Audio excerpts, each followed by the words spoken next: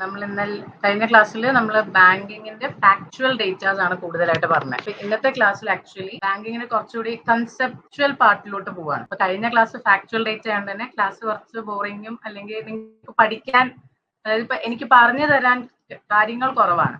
പക്ഷെ ഇന്നത്തെ ക്ലാസ്സിൽ നമുക്ക് ഒരുപാട് കൺസെപ്റ്റ്സ് പഠിക്കാനുണ്ട്. ഇപ്പൊ എക്കണോമിക്സ് ബേസിസ് ഉള്ളവർക്കും അല്ലെങ്കിൽ ബാങ്കിങ് ഒക്കെ പഠിക്കുന്ന ആൾക്കാർക്ക്, AFOനൊക്കെ പഠിക്കുന്ന ആൾക്കാരാണെങ്കിൽ അവർക്ക് കുറച്ചുകൂടി ഇതിനെപ്പറ്റി ഇതറിയായിരിക്കും. അല്ലാത്ത ആൾക്കാരാണെങ്കിൽ ഇത് കുറച്ച് ഡിഫിക്കൽട്ട് ആയിരിക്കും. ഈ പാട്ട് ഡിഫിക്കൽട്ട് എന്ന് പറഞ്ഞാൽ ഭയങ്കര ഡിഫിക്കൽട്ട് എന്നല്ല, ചിലപ്പോ ചിലതൊക്കെ നിങ്ങൾ പുതിയതായിട്ട് കേൾക്കുന്ന ടേംസ് ആയിരിക്കും. എൻ്റെ ഒരു what I have to say is that don't try to read the slides. Slides കുറച്ചുണ്ടാവും, കുറച്ച് കോമ്പാക്ട് ആയിരിക്കും. But don't read the slides while I'm listen to my voice and understand the concepts. അതായിരിക്കും കുറച്ചുകൂടി എളുപ്പം. And then അത് കഴിഞ്ഞതിന് ശേഷം നിങ്ങൾ ഈ ക്ലാസ് ഒന്നും കൂടി നോട്ട്സ് വായിക്കുവാണെങ്കിൽ കുറച്ചുകൂടി ക്ലാരിറ്റി ഉണ്ടാവും.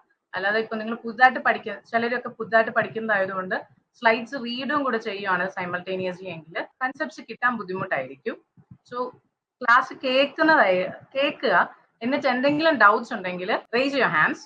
അപ്പോൾ റേസ് ചെയ്യുവാണെങ്കിൽ എനിക്കിവിടെ നോട്ടിഫിക്കേഷൻ വരും. അപ്പൊ അതനുസരിച്ചിട്ട് ഞാൻ അപ്പൊ തന്നെ ഇതിൽ പ്രസന്റേഷൻ ഹൈഡ് ചെയ്ത് നേരെ ഡൗട്ട്സ് ക്ലിയർ ചെയ്യാനായിട്ട് വരാം. I think that will be A better option ഇന്നത്തെ ക്ലാസ്സിന്. പിന്നെ ഏതെങ്കിലും ഒരു പോയിന്റിൽ if the class is going A little bit in A hurry ആണെങ്കിൽ നിങ്ങൾ അത് സ്ലോ ഡൗൺ ചെയ്യാൻ പറഞ്ഞാൽ മതി. ആൻഡ് വൺ മോർ തിങ്, ഇപ്പൊ സ്ലൈഡ്സ് നിങ്ങൾ വായിച്ച് പഠിപ്പിക്കാൻ എന്ന് പറഞ്ഞാൽ അതിന് കുറച്ച് ടൈം എടുക്കും. അപ്പം I think I will give you the concept. അത് മനസ്സിലാക്കി കഴിഞ്ഞാൽ ബാക്കി നിങ്ങൾക്ക് മനസ്സിലാക്കാവുന്നതേ ഉള്ളൂ എന്നാണ് എൻ്റെ ഒരു വിശ്വാസം. സോ ഇന്ന് കുറച്ചുകൂടി കൺസെപ്ച്വൽ ക്ലാസ് ആയിരിക്കും. I hope, I genuinely want to make you people understand those concepts. So അതുകൊണ്ടാണ് ഞാൻ പറഞ്ഞത്, ജസ്റ്റ് ഹിയർ മീ ഔട്ട്. എന്തെങ്കിലും ഡൗട്ട്സ് ഉണ്ടെങ്കിൽ raise your hands, so I will get a notification. So എന്താ പറയാ, അതുകൊണ്ട് ഞാൻ അപ്പൊ തന്നെ ചാറ്റ് മാറ്റിയിട്ട് ചാറ്റിൽ നമുക്ക് ഡൗട്ട്സ് എന്താണെന്ന് വെച്ചാൽ അത് ഡിസ്കസ് ചെയ്യാം. ആൻഡ് ദെൻ വേറെ അതാണ് ഇന്നത്തെ ക്ലാസ്സിൽ കുറച്ച് കാര്യങ്ങളായിട്ട് പറയാനുള്ളത്. I think that's it. So let's start the class. പിന്നെ സ്ലൈഡ് ഷോയിൽ ഇടുന്നില്ല, കാരണം കഴിഞ്ഞ ക്ലാസ്സിൽ തന്നെ കണ്ടില്ലേ സ്ലൈഡ് മാറുന്നില്ലായിരുന്നു ഷോയിലോട്ട് ഇട്ടപ്പോൾ. സോ അല്ലാണ്ട് തന്നെ പ്രസന്റേഷൻ ഒക്കെ ചെയ്യാം. Okay, so let me start the class. ആരെങ്കിലും ഒരു എസ് ഇടുവാണെങ്കിൽ വിൽ സ്റ്റാർട്ട് ദി ക്ലാസ്. അപ്പോൾ നമ്മൾ കഴിഞ്ഞ ക്ലാസ്സിൽ ഒരുപാട് ഫാക്ച്വൽ ഡേറ്റ പഠിച്ചു. RBI എപ്പോഴാണ് വന്നത്, നബാർഡ് എപ്പോൾ വന്നു, അങ്ങനെ നബാർഡ് പഠിച്ചില്ല, നമ്മൾ നബാർഡ് ഇന്ന് പഠിച്ചു. RBI, പിന്നെ SBI, അങ്ങനെ കുറെ ടേംസും, ഷെഡ്യൂൾ ബാങ്ക്സ് എന്താ, നോൺ ഷെഡ്യൂൾ ബാങ്ക്സ് എന്താ, അങ്ങനെ കുറെ കാര്യങ്ങൾ പഠിച്ചു. ഇന്നത്തെ ക്ലാസ്സിൽ നമ്മൾ RBIന്റെ മോണിറ്ററി പോളിസിനെയും RBI മോണിറ്ററി പോളിസി എന്തിനാണ് വന്നത്, അത് വെച്ച് എങ്ങനെ നമുക്ക് ഇൻഫ്ലേഷൻ കൺട്രോൾ ചെയ്യാം, അങ്ങനെയുള്ള കാര്യങ്ങളാണ് പഠിക്കുന്നത്. അത് കൂടാണ്ട് സെക്കൻഡ് ടോപ്പിക് എന്ന് പറയുന്നത് ലോൺസ്, എങ്ങനെയൊക്കെ ടൈപ്പ് ഓഫ് ഇൻസ്റ്റിറ്റ്യൂഷണൽ ക്രെഡിറ്റിനെ എന്തൊക്കെ ടൈപ്പിൽ ബേസിസിൽ നമുക്ക് ക്ലാസിഫൈ ചെയ്യാം എന്നുള്ളത് പഠിക്കുന്നുണ്ട്. പിന്നെ I give you A very short description about NABARD and world bank, important ആയിട്ടുള്ള കുറച്ച് points. And then at the last നമ്മൾ ഇതുവരെ പഠിച്ച കുറച്ച് കമ്മിറ്റീസിന്റെ ചെയർമാൻ ആരാണ്, ഇമ്പോർട്ടന്റ് ഇയേഴ്സ് എന്താണ്, അങ്ങനെ പറഞ്ഞ് കുറച്ച് ഇമ്പോർട്ടന്റ് ആയിട്ടുള്ള 2-3 points, so that you can remember. പെട്ടെന്നൊന്ന് റിവൈസ് ചെയ്യണമെങ്കിൽ നോക്കാൻ പറ്റുന്ന ഒരു ഷോർട്ട്, എല്ലാം ഇല്ല, എല്ലാ കൺസെപ്റ്റ്സും ഇല്ല, പക്ഷെ ഒരു ചെറിയ ഇമ്പോർട്ടന്റ് ആയിട്ട് പെട്ടെന്ന് എന്താ പറയാ മിസ്സായി പോകാൻ ചാൻസ് ഉള്ള, അല്ലെങ്കിൽ മിസ്പ്ലേസ്ഡ് വരാൻ ചാൻസ് ഉള്ള കുറച്ച് കമ്മിറ്റീസിന്റെ ചെയർമാൻ ആരാന്ന് പറഞ്ഞിട്ടുള്ള ഒരു സെറ്റ് ഓഫ് സ്ലൈഡും കൂടെ ഉണ്ടാവും. ഒരു ക്വിക്ക് റിവിഷന് വേണ്ടിയിട്ട് മാത്രം.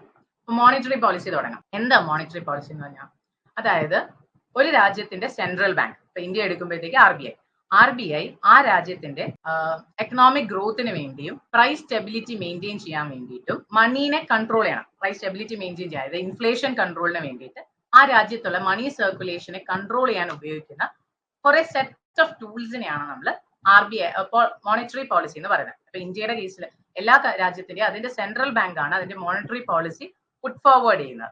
അപ്പൊ ഇന്ത്യയുടെ കേസിൽ RBI ആയിരിക്കും.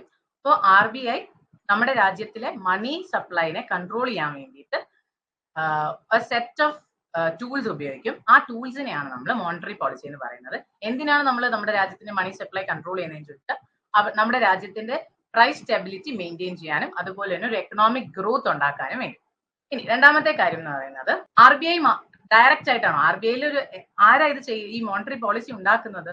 ഇപ്പോൾ 2016 വരെയും, അതായത് ഒരു ജൂൺ 2016 വരെ RBIയുടെ ഗവർണറാണ് RBIയുടെ മോണിറ്ററി പോളിസി ഡിസൈഡ് ചെയ്തുകൊണ്ടിരുന്നത്. അതായത് മോണിറ്ററി പോളിസിയിലാണ് നമ്മുടെ ഡിഫറെന്റ് ടൂൾസ് ഉണ്ട്, CRR, SLR എന്ന് പറഞ്ഞ ഒരുപാട് ടൂൾസ് ഉണ്ട്. ആ ടൂൾസിന്റെ റേറ്റ്, അതൊരു ഇൻട്രസ്റ്റ് റേറ്റ്സ് ആണ് എല്ലാവരും. ആ റേറ്റ് ഫിക്സ് ചെയ്യുന്നതൊക്കെ നമ്മുടെ ഗവർണർ ആയിരുന്നു. പക്ഷെ അപ്പം ഗവർണർ മാത്രമായിട്ട് അത് എടുക്കുമ്പോൾ അതൊരു ഡെമോക്രാറ്റിക് വേ അല്ല എന്ന് പറഞ്ഞിട്ട് 2016 27 ജാനുവരി മുതൽ മോണിറ്ററി പോളിസി കമ്മിറ്റി എന്ന് പറഞ്ഞൊരു കമ്മിറ്റി രൂപീകരിക്കുകയുണ്ടായി. അപ്പൊ അതൊരു അങ്ങനെ ഒരു കമ്മിറ്റി രൂപീകരിച്ചതിന് ശേഷം അതൊരു ഡെമോക്രാറ്റിക് വേയിലായിരിക്കും ഇൻട്രസ്റ്റ് ഒക്കെ ഉണ്ടാകുന്നത്, എല്ലാവരുടെ ഒപ്പീനിയൻസും കൂടി കൺസിഡർ ചെയ്തിട്ടാവും എന്ന് പറഞ്ഞുകൊണ്ടാണ് അങ്ങനെ ഒരു കമ്മിറ്റി ഉണ്ടാക്കുന്നത്. RBIയുടെ കീഴിൽ മോണിറ്ററി പോളിസി കമ്മിറ്റി ഉണ്ട്. ഇപ്പോൾ ആ കമ്മിറ്റിയാണ് മോണിറ്ററി പോളിസി പുട്ട് ഫോർവേഡ് ചെയ്യുന്നത്. എപ്പോഴാണ് മോണിറ്ററി പോളിസി കമ്മിറ്റി വന്നതെന്ന് ചോദിച്ചാൽ 27 ജൂൺ 2016.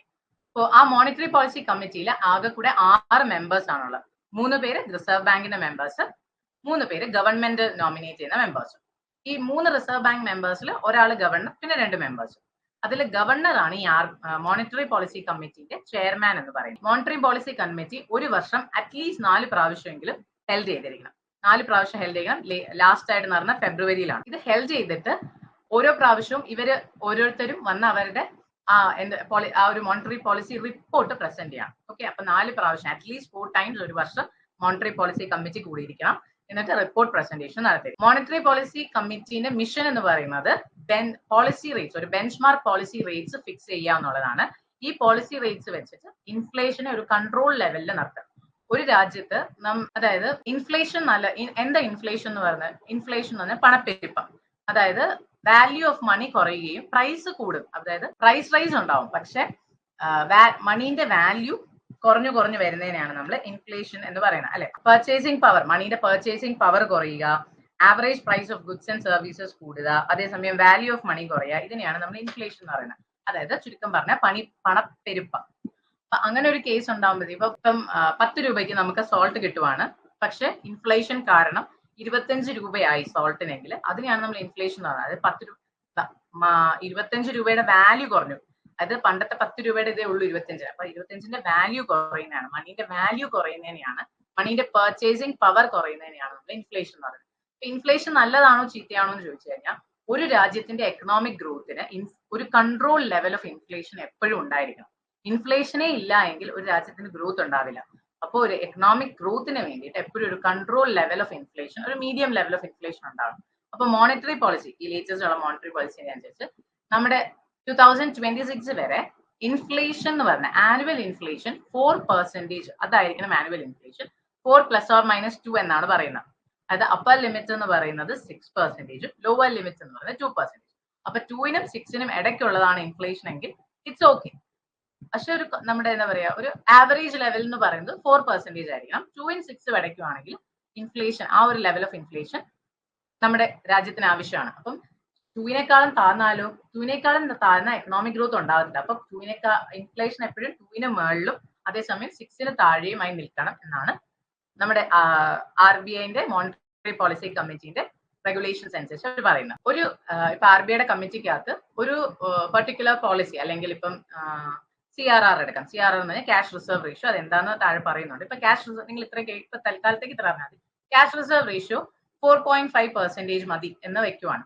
അപ്പോൾ അങ്ങനെ ഒരു സ്റ്റേറ്റ്മെന്റ് പുട്ട് ഫോർവേഡ് ചെയ്യുമ്പോഴത്തേക്കും 3 പേര് അതിന്, 6 പേരുണ്ടല്ലോ, അപ്പൊ 3 പേര് അതിന് ആയിട്ട് അതിനെ സപ്പോർട്ട് ചെയ്ത് വോട്ട് ചെയ്യും, 3 പേര് അതിനെ അഗെയിൻസ്റ്റ് ആയിട്ട് വോട്ട് ചെയ്യുകയും ചെയ്ത് കഴിഞ്ഞാൽ ഇപ്പൊ ടാലി ആയി നിൽക്കുമല്ലേ. അപ്പൊ അങ്ങനെ ഒരു സിറ്റുവേഷനിൽ എന്ത് ചെയ്യും, പോളിസി ഒന്നെങ്കിൽ ഡിക്ലൈൻ ചെയ്യണം, അല്ലെങ്കിൽ ഇത് അപ്രൂവ് ചെയ്യണം. അപ്പൊ അതിന് വേണ്ടിയിട്ടാണ് ഗവർണർക്ക് ഒരു കാസ്റ്റിംഗ് വോട്ട് ഉണ്ട്. അതായത് ഇങ്ങനെ ഒരു ഇക്വലൈസേഷൻ സിറ്റുവേഷനിൽ ഗവർണർക്ക് ഡിസൈഡ് ചെയ്യാം like whether he have to approve it or not. Okay, I think അതുവരെ ഉള്ളതൊക്കെ ക്ലിയർ ആണ്. അടുത്ത നമ്മൾ മോണിറ്ററി പോളിസി, ഞാൻ പറഞ്ഞില്ലേ ഒരുപാട് ടൂൾസ് ഉണ്ട് മോണിറ്ററി പോളിസിക്കകത്ത്. എന്തൊക്കെയാണ് ആ ടൂൾസ് എന്നുള്ളതാണ് പഠിക്കാൻ പോകുന്നത്. 2 ടൈപ്പ് ഓഫ് ടൂൾസ് ആണ് പറയുന്നത്, ക്വാണ്ടിറ്റേറ്റീവ് ആൻഡ് ക്വാളിറ്റേറ്റീവ്. ക്വാണ്ടിറ്റേറ്റീവ് എന്ന് പറയുന്നത് ഇൻഡയറക്റ്റ് ടൂൾസ് അല്ലെങ്കിൽ ജനറൽ ടൂൾസ് ആണ്. അതായത് ഇത് ഡയറക്റ്റ് ആയിട്ട് ഇൻഫ്ലേഷനെ കൺട്രോൾ ചെയ്യുമെന്ന് ചോദിച്ചാൽ ഇല്ല. ഇവര് ഒരു ഇൻഡയറക്റ്റ് വേയിലായിരിക്കും ഇൻഫ്ലേഷനെ കൺട്രോൾ ചെയ്യുന്നത്. പക്ഷെ ക്വാളിറ്റേറ്റീവ് ടൂൾസ് കുറച്ചുകൂടി ഡയറക്റ്റ് വേയിലായിരിക്കും കൺട്രോൾ ചെയ്യുന്നത്. പിന്നെ ഇവരുടെ പ്രത്യേകത പറഞ്ഞാൽ ഈ ക്വാളിറ്റേറ്റീവ് ടൂൾസ് സെക്ടോറിയൽ ടൂൾസ് ആയിരിക്കും, അല്ലെങ്കിൽ സെക്ടോറിയൽ ഇൻ നേച്ചർ എന്നാണ് പറയുന്നത്. അതെന്തുകൊണ്ടാണ് ഇതിനകത്ത് പറയുമ്പോഴത്തേക്ക് നമുക്ക് പറയാം. ക്വാണ്ടിറ്റേറ്റീവ് ടൂൾസിലാണ് റിസർവ് റേഷ്യോസ്, നമ്മുടെ റേഷ്യോസും ബാങ്ക് റേറ്റ്സും ഒക്കെ വരുന്നത് ക്വാണ്ടിറ്റേറ്റീവിലാണ്. ക്വാണ്ടിറ്റേറ്റീവിൽ എന്താ ചെയ്യുന്നതെന്ന് പറഞ്ഞാൽ നമ്മൾ ക്വാണ്ടിറ്റി ഓഫ് മണി കൺട്രോൾ ചെയ്യാണ് ചെയ്യുന്നത്. അതായത് എക്കണോമിയിൽ ഉണ്ടാകുന്ന മണിയുടെ എമൗണ്ടിനെ കൺട്രോൾ ചെയ്യുവാണ് ക്വാണ്ടിറ്റേറ്റീവിന്റെ അകത്ത് ചെയ്യുന്നത്. അപ്പൊ അത് ഇൻഡയറക്റ്റ് ആണ്, അത് ഓർക്കണം, അത് ഇൻഡയറക്റ്റ് ആണ്. കാരണം അത് ഡയറക്ട്ലി ഇൻഫ്ലേഷനെ കൺട്രോൾ ചെയ്യില്ല, ഇൻഡയറക്റ്റ് വേയിലാണ് ഇൻഫ്ലേഷനെ കൺട്രോൾ ചെയ്യുന്നത്. പക്ഷെ ക്വാളിറ്റേറ്റീവ് ടൂൾസ് ഡയറക്ട്ലി ഇൻഫ്ലേഷനെ കൺട്രോൾ ചെയ്യണം. അവിടെ സെക്ടോറിയൽ ആയിട്ടുള്ളൊരു നേച്ചർ ആയിരിക്കും അവർക്ക് ഉണ്ടാവുന്നത്. ക്വാണ്ടിറ്റേറ്റീവ് ടൂൾസിൽ വരുന്നത് reserve ratio, open market operations, liquidity adjustment facility, bank rates, marginal standing facility എന്താന്നുള്ളത് നമ്മൾ താഴെ വരുമ്പോൾ പഠിക്കും. അത് കഴിഞ്ഞിട്ട് നമ്മൾ ക്വാളിറ്റേറ്റീവ് എടുക്കുകയാണെങ്കിൽ rationing of credit, margin requirements, regulation of consumer credit, publicity, moral function, direct action, ഇങ്ങനെ ഡിഫറെന്റ് ടൂൾസ് ഉണ്ട്. അത് എന്തൊക്കെയാണെന്ന് ഓരോന്നായിട്ട് നമ്മൾ പഠിക്കാം. അതിൽ ആദ്യത്തെ റിസർവ് റേഷ്യോ. റിസർവ് റേഷ്യോ രണ്ട് ടൈപ്പ് ഉണ്ട്, CRR ഉം SLR. ഇത് രണ്ടുമാണ് റിസർവ് റേഷ്യോസ് എന്ന് പറയുന്നത്. CRR എന്ന് പറയുന്നത് ക്യാഷ് റിസർവ് റേഷ്യോ, SLR എന്ന് പറഞ്ഞാൽ സ്റ്റാറ്റ്യൂട്ടറി ലിക്വിഡിറ്റി റേഷ്യോ. അപ്പൊ രണ്ട് റിസർവ് റേഷ്യോസ് ഉണ്ട്. എന്താണ് ക്യാഷ് റിസർവ് റേഷ്യോ? അതായത് ഒരു ബാങ്ക് എടുക്കുമ്പോൾ പിന്നെ ഒരു കാര്യം ശ്രദ്ധിക്കേണ്ടത്, ഈ മോണിറ്ററി പോളിസി ഒക്കെ ആർക്ക് ആപ്ലിക്കബിൾ? മെയിൻലി ഇത് ആപ്ലിക്കബിൾ ഷെഡ്യൂൾഡ് ബാങ്ക്സിനാണ്. നമ്മൾ കഴിഞ്ഞ ക്ലാസ്സിൽ ഷെഡ്യൂൾഡ് എന്താ, നോൺ ഷെഡ്യൂൾഡ് ബാങ്ക്സ് എന്താന്ന് പഠിച്ചു. ഷെഡ്യൂൾഡ് ബാങ്ക്സിനാണ് ഈ CRR, SLR, അതുപോലെ repo rates, reverse repo rates, ഈ റേറ്റ്സ് ഒക്കെ ബാധകമായി വരുന്നത് ഷെഡ്യൂൾഡ് ബാങ്ക്സിനാണ്. ഓക്കെ, അപ്പം ഇനി നമുക്ക് ക്യാഷ് റിസർവ് റേഷ്യോ എന്താന്ന് നോക്കാം. ഒരു ബാങ്കിന്റെ അകത്ത് രണ്ട് ടൈപ്പ് ഓഫ് ഡെപ്പോസിറ്റ്സ് ഉണ്ടാവും, ഡിമാൻഡ് ഡെപ്പോസിറ്റ്സും ടൈം ഡെപ്പോസിറ്റ്സും ഉണ്ടാവും. എന്താ ഡിമാൻഡ് ഡെപ്പോസിറ്റ്സ്? ഡിമാൻഡ് ഡെപ്പോസിറ്റ്സ് എന്ന് പറയുന്നത് ഡിമാൻഡ് ചെയ്യുമ്പോൾ നമ്മൾ ആ ഡെപ്പോസിറ്റ്സ് വിഡ്രോ ചെയ്യാനും ഒക്കെ പറ്റുന്നതാണ്. അതായത് നമ്മുടെ കറണ്ട് അക്കൗണ്ട്സും സേവിങ്സ് അക്കൗണ്ട്സും ഒക്കെ ഡിമാൻഡ് ഡെപ്പോസിറ്റ്സിനകത്ത് വരുന്നതാണ്. അതേസമയം ടൈം ഡെപ്പോസിറ്റ്സ് ഉണ്ട്, അതായത് ഒരു പെർട്ടിക്കുലർ ടൈം പീരീഡ് വെച്ചിട്ടുള്ള ഡെപ്പോസിറ്റ്സ്. അതാണ് ഫിക്സഡ് അക്കൗണ്ട്സ്. ഫിക്സഡ് അക്കൗണ്ട് ഉണ്ടാകത്തില്ല, അതുപോലെ റെക്കറിംഗ് അക്കൗണ്ട്സ് ഉണ്ടാവും. അതൊക്കെ നമ്മുടെ ടൈം ബേസ്ഡ് ആയിട്ടുള്ള അക്കൗണ്ട്സ് ആണ്. ഒരു ബാങ്കിന്റെ അകത്ത് ഡിമാൻഡ് ഡെപ്പോസിറ്റ്സും ടൈം ഡെപ്പോസിറ്റ്സും ഉണ്ട്. അപ്പൊ അതിൽ എന്തൊക്കെയാണ് ഡിമാൻഡ് ഡെപ്പോസിറ്റ്സ് ഉണ്ട്, എന്തൊക്കെയാണ്? അപ്പൊ ഇതെല്ലാം കൂടെ ചേർത്തിട്ടാണ് net demand and time liabilities എന്ന് പറയുന്നത്. Net demand and time liabilities എന്ന് പറയുന്നത് demand deposits plus your time deposits, ഇത് രണ്ടും കൂടെ, അതായത് current accounts, savings accounts, fixed account, recurring accounts, ഈ എല്ലാം കൂടെ ചേർത്തിട്ടുള്ളതാണ് net demand and time liabilities എന്ന് പറയുന്നത്, NDTL എഴുതിയിരിക്കുന്നത്. അപ്പോൾ ഇനി ക്യാഷ് റിസർവ് റേഷ്യോ എന്താണെന്ന് നോക്കാം. അതായത് ഒരു ബാങ്ക് അതിന്റെ net demand and time liability ഇത്ര ശതമാനം ഒരു പെർട്ടിക്കുലർ പേഴ്സൺ RBIയിൽ വയ്ക്കാം, ക്യാഷിന്റെ ഫോമിൽ RBIയിൽ ഡെപ്പോസിറ്റ് ചെയ്യാം.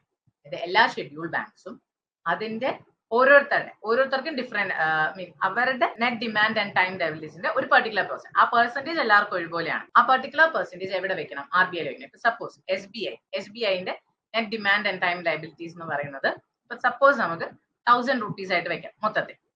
ആ 1000 rupeesന്റെ ഒരു പെർട്ടിക്കുലർ പെർസെന്റേജ്, അപ്പൊ ഇപ്പൊ CRR എന്ന് പറയുന്ന ആ പെർസെന്റേജിനെയാണ് നമ്മൾ ക്യാഷ് റിസർവ് റേഷ്യോ എന്ന് പറയുന്നത്. അപ്പൊ ഇപ്പോഴത്തെ ക്യാഷ് റിസർവ് റേഷ്യോ എന്ന് പറയുന്നത് 4.5% ആയിട്ടാണ് മോണിറ്ററി പോളിസി വെച്ചിരിക്കുന്നത്. അപ്പൊ ഇപ്പോഴത്തെ ക്യാഷ് റിസർവ് റേഷ്യോ 4.5% ആണ്. എല്ലാ ബാങ്കുകളും അവരുടെ നെറ്റ് ഡിമാൻഡ് ആൻഡ് ടൈം ലൈബിലിറ്റീസിന്റെ 4.5% RBIയിൽ ക്യാഷിന്റെ ഫോമിൽ ഡെപ്പോസിറ്റ് ചെയ്യാം. അതാണ് ക്യാഷ് റിസർവ് റേഷ്യോ. അപ്പോൾ ഇങ്ങനെ ഡെപ്പോസിറ്റ് ചെയ്ത് കഴിഞ്ഞാൽ RBI അതിന് ഇൻട്രസ്റ്റ് കൊടുക്കോ? ഇല്ല, RBI അതിന് ഇൻട്രസ്റ്റ് കൊടുക്കാറില്ല. അപ്പൊ അതുകൊണ്ട് തന്നെ ബാങ്ക്സിന് എന്തെങ്കിലും പ്രോഫിറ്റ് ഉണ്ടാവോ? ഇല്ല, ബാങ്ക്സിന് ഒരു പ്രോഫിറ്റ് ഉണ്ടാവില്ല. ഈ CRR എന്ന് പറയുന്ന കോൺസെപ്റ്റ് ഫസ്റ്റ് കൊണ്ടുവന്നത് ബ്രിട്ടീഷ് എക്കണോമിസ്റ്റ് ആയിട്ടുള്ള JM കെയ്ൻസ് ആണ്. അത് US ഫെഡറൽ റിസർവ്സിലാണ് ആദ്യമായി ഇംപ്ലിമെന്റ് ചെയ്യുന്നത്. US ഫെഡറൽ റിസർവ് എന്ന് പറഞ്ഞ USA സെൻട്രൽ ബാങ്കിനെയാണ് നമ്മുടെ RBIനെ പോലെ. നമ്മുടെ RBI ആക്ട് 1934 എല്ലാം മാൻഡേറ്റ് ചെയ്തിട്ടുണ്ട് CRR മെയിൻറ്റെയിൻ ചെയ്യണം എന്നുള്ളത്. അപ്പൊ ഐ തിങ്ക് CRR എല്ലാവർക്കും മനസ്സിലായെന്ന് തോന്നുന്നു. അതായത് ഇപ്പൊ നമുക്ക് ഫോർ എക്സാമ്പിൾ SBI എടുക്കുവാണ്. SBIന്റെ total net demand and time liabilities എന്ന് പറയുന്നത് 1000 rupees ആണെന്ന് വെച്ചോ. 1000 rupeesന്റെ 4.5%, അതായത് 45 rupees എവിടെ വെക്കണം? RBIയിൽ വെക്കണം. ബാക്കി മാത്രമേ RBIയിൽ എന്തിന്റെ ഫോമിൽ വെക്കണം? ക്യാഷിന്റെ ഫോമിൽ വെക്കണം. ബാക്കിയുള്ള പൈസ ആരുടെ കൈ കാണും? SBIന്റെ കയ്യിൽ തന്നെ കാണും. ഓക്കെ, ഇപ്പൊ വേറെ ഇപ്പൊ ഒരു പഞ്ചാബ് നാഷണൽ ബാങ്ക് ആണെന്ന് വെച്ചോ. പഞ്ചാബ് നാഷണൽ ബാങ്കിന്റെ ഇത് ചിലപ്പോ total net demand and time liabilities 2000 rupees ആണെങ്കിൽ 2000 rupeesന്റെ 4.5% RBIയിൽ വെക്കണം. ആ 4.5% നമ്മൾ CRR എന്ന് പറഞ്ഞത്. അതെല്ലാവർക്കും ഫിക്സഡ് ആണ്. ഓക്കെ, ഐ തിങ്ക് മനസ്സിലായി തോന്നുന്നു. ഇല്ലെങ്കിൽ ഹാൻഡ് റൈസ് ചെയ്യണം, അപ്പൊ ഞാൻ വീണ്ടും പറഞ്ഞുതരാം. ഇനി അടുത്ത, എന്തിനാ നമ്മൾ ഈ CRR വെക്കുന്നത്? CRR വെക്കുന്നത് ഞാൻ നമ്മളിപ്പോ ഒന്ന് ആലോചിച്ച് നോക്കിയേ. നമ്മുടെ കൺട്രിയിൽ ഇൻഫ്ലേഷൻ ഉണ്ടാവുകയാണെന്ന് വെച്ചാൽ, ഇൻഫ്ലേഷൻ ഉണ്ടാവുന്ന സമയത്ത് അതായത് പൈസ ഒരുപാടുണ്ട്, അപ്പൊ എന്ത് ചെയ്യും? അപ്പൊ ഈ CRRനെ RBI കൂട്ടിക്കൊടുക്കും. അതായത് 4.5% നമുക്ക് സപ്പോസ് 4.5 25% ആണ് CRR എന്ന് വെച്ചു. അപ്പം SBIന്റെ കയ്യിൽ ആകെ 1000 രൂപ ഉണ്ടായിരുന്നുള്ളൂ. അതിന്റെ 25% എന്ന് പറയുന്നത് 250 റുപ്പീസ്. അപ്പൊ 250 രൂപ എവിടെ വെക്കണം? RBI വെക്കണം. ബാക്കി SBIന്റെ കയ്യിൽ ആകെ ലോൺ കൊടുക്കാനുള്ളത് 750 റുപ്പീസ് മാത്രമേ കൊടുക്കാനുള്ളൂ. മാക്സിൽ എന്തെങ്കിലും പ്രശ്നം ഉണ്ടെങ്കിൽ ഐം സോറി, അത് ഞാൻ പെട്ടെന്ന് പറയുമ്പോൾ വരുന്നതാണ്, ലൈക്ക് കാൽക്കുലേറ്റ് ചെയ്തിട്ടില്ല. Don't go into maths section, like understand this concept.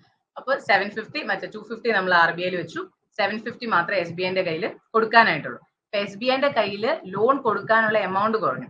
അപ്പൊ ലോണിന്റെ എമൗണ്ട് കുറയുമ്പോൾ അവരെന്ത് ചെയ്യും? അവരുടെ ഇൻട്രസ്റ്റ് റേറ്റ് കൂട്ടും. ഇൻട്രസ്റ്റ് റേറ്റ് കൂട്ടിക്കഴിഞ്ഞാൽ എന്ത് വെച്ചു? ആൾക്കാർ ലോൺ എടുക്കാതാവും. ലോൺ എടുക്കാതാവുമ്പോൾ ഇൻവെസ്റ്റ്മെന്റ് ആക്ടിവിറ്റീസ് നടക്കാതാവും. ഇൻവെസ്റ്റ്മെന്റ് ആക്ടിവിറ്റീസ് നടക്കാതായാൽ ഇൻഫ്ലേഷൻ ഓട്ടോമാറ്റിക്കലി കുറയും. അപ്പോൾ ഇതിൻ്റെ അകത്ത് നമുക്ക് മനസ്സിലാക്കേണ്ടത്, ഇൻഫ്ലേഷൻ കൂടി നിൽക്കുന്ന ഒരു സമയത്ത് CRRനെ ഇൻക്രീസ് ചെയ്താൽ മതി, ഇൻഫ്ലേഷൻ കുറയും. ഇൻഫ്ലേഷൻ കൂടി നിൽക്കുന്ന ഒരു സമയത്ത് ഇൻഫ്ലേഷൻ കുറയ്ക്കാൻ വേണ്ടി നമ്മൾ എന്ത് ചെയ്യും?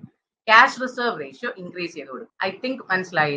നെക്സ്റ്റ് സ്ലൈഡിലോട്ട് പോവാണ്. നെക്സ്റ്റ് സ്ലൈഡിൽ വേറൊന്നുമില്ല, net demand and time liabilities ആണ് NDTL എന്ന് പറയുന്നത്. CRR കൂടുന്ന അനുസരിച്ചിട്ട് നമ്മുടെ ലിക്വിഡിറ്റി കുറയും. ലിക്വിഡിറ്റി എന്ന് പറഞ്ഞു കഴിഞ്ഞാൽ ഈസിലി ക്യാഷ് ആക്കാൻ പറ്റുന്ന മണി എന്ന് പറയുന്നത് എക്കണോമി, നമ്മുടെ സൊസൈറ്റിയിലുള്ള സർക്കുലേറ്റിംഗ് മണി കുറയും. ഞാൻ നേരത്തെ പറഞ്ഞില്ല, ഇപ്പം ആദ്യം 45 രൂപ വെച്ചാൽ മതിയായിരുന്നു. അപ്പം അവർക്ക് ബാലൻസ് എത്രയുണ്ട്? അറൌണ്ട് 900 സംതിങ് വരും അവരുടെ കയ്യിലുണ്ട്. അത്രയും ലോൺ കൊടുക്കാം. അതേസമയം 25% ആണ് CRR എങ്കിൽ അവർക്ക് ആകെ 750 റുപ്പീസ് മാത്രമേ ലോൺ കൊടുക്കാൻ പറ്റുള്ളൂ. അപ്പം അത്രയും ഡിഫറൻസ് ഇല്ലേ? അപ്പം ആ ഡിഫറൻസ് വരുന്നത് വഴി നമ്മുടെ സിസ്റ്റത്തിൽ, സൊസൈറ്റിയിൽ ഉണ്ടാവുന്ന മണി സർക്കുലേഷൻ കുറഞ്ഞു. അങ്ങനെ മണി സർക്കുലേഷൻ കുറയുമ്പോൾ തന്നെ ഓട്ടോമാറ്റിക്കലി ഇൻഫ്ലേഷൻ കുറയും. ഓക്കെ, കറന്റ് CRR റേറ്റ് ഓർത്ത് വെക്കണം, 4.5% ആണ്. CRR റേറ്റ്, അതായത് ഈ റേറ്റ്സ് എല്ലാം ചേഞ്ച് ചെയ്യാം.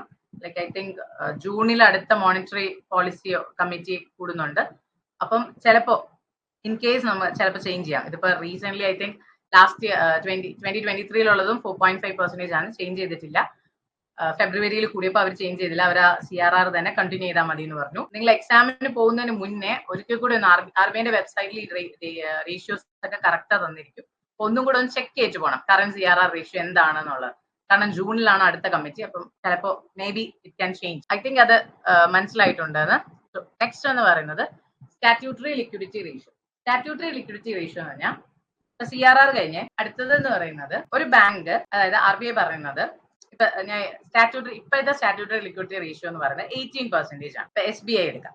SBI അവരുടെ നെറ്റ് ഡിമാൻഡ് ആൻഡ് ടൈം ലയബിലിറ്റീസിന്റെ 18% അവരുടെ കയ്യിൽ തന്നെ സൂക്ഷിക്കാം.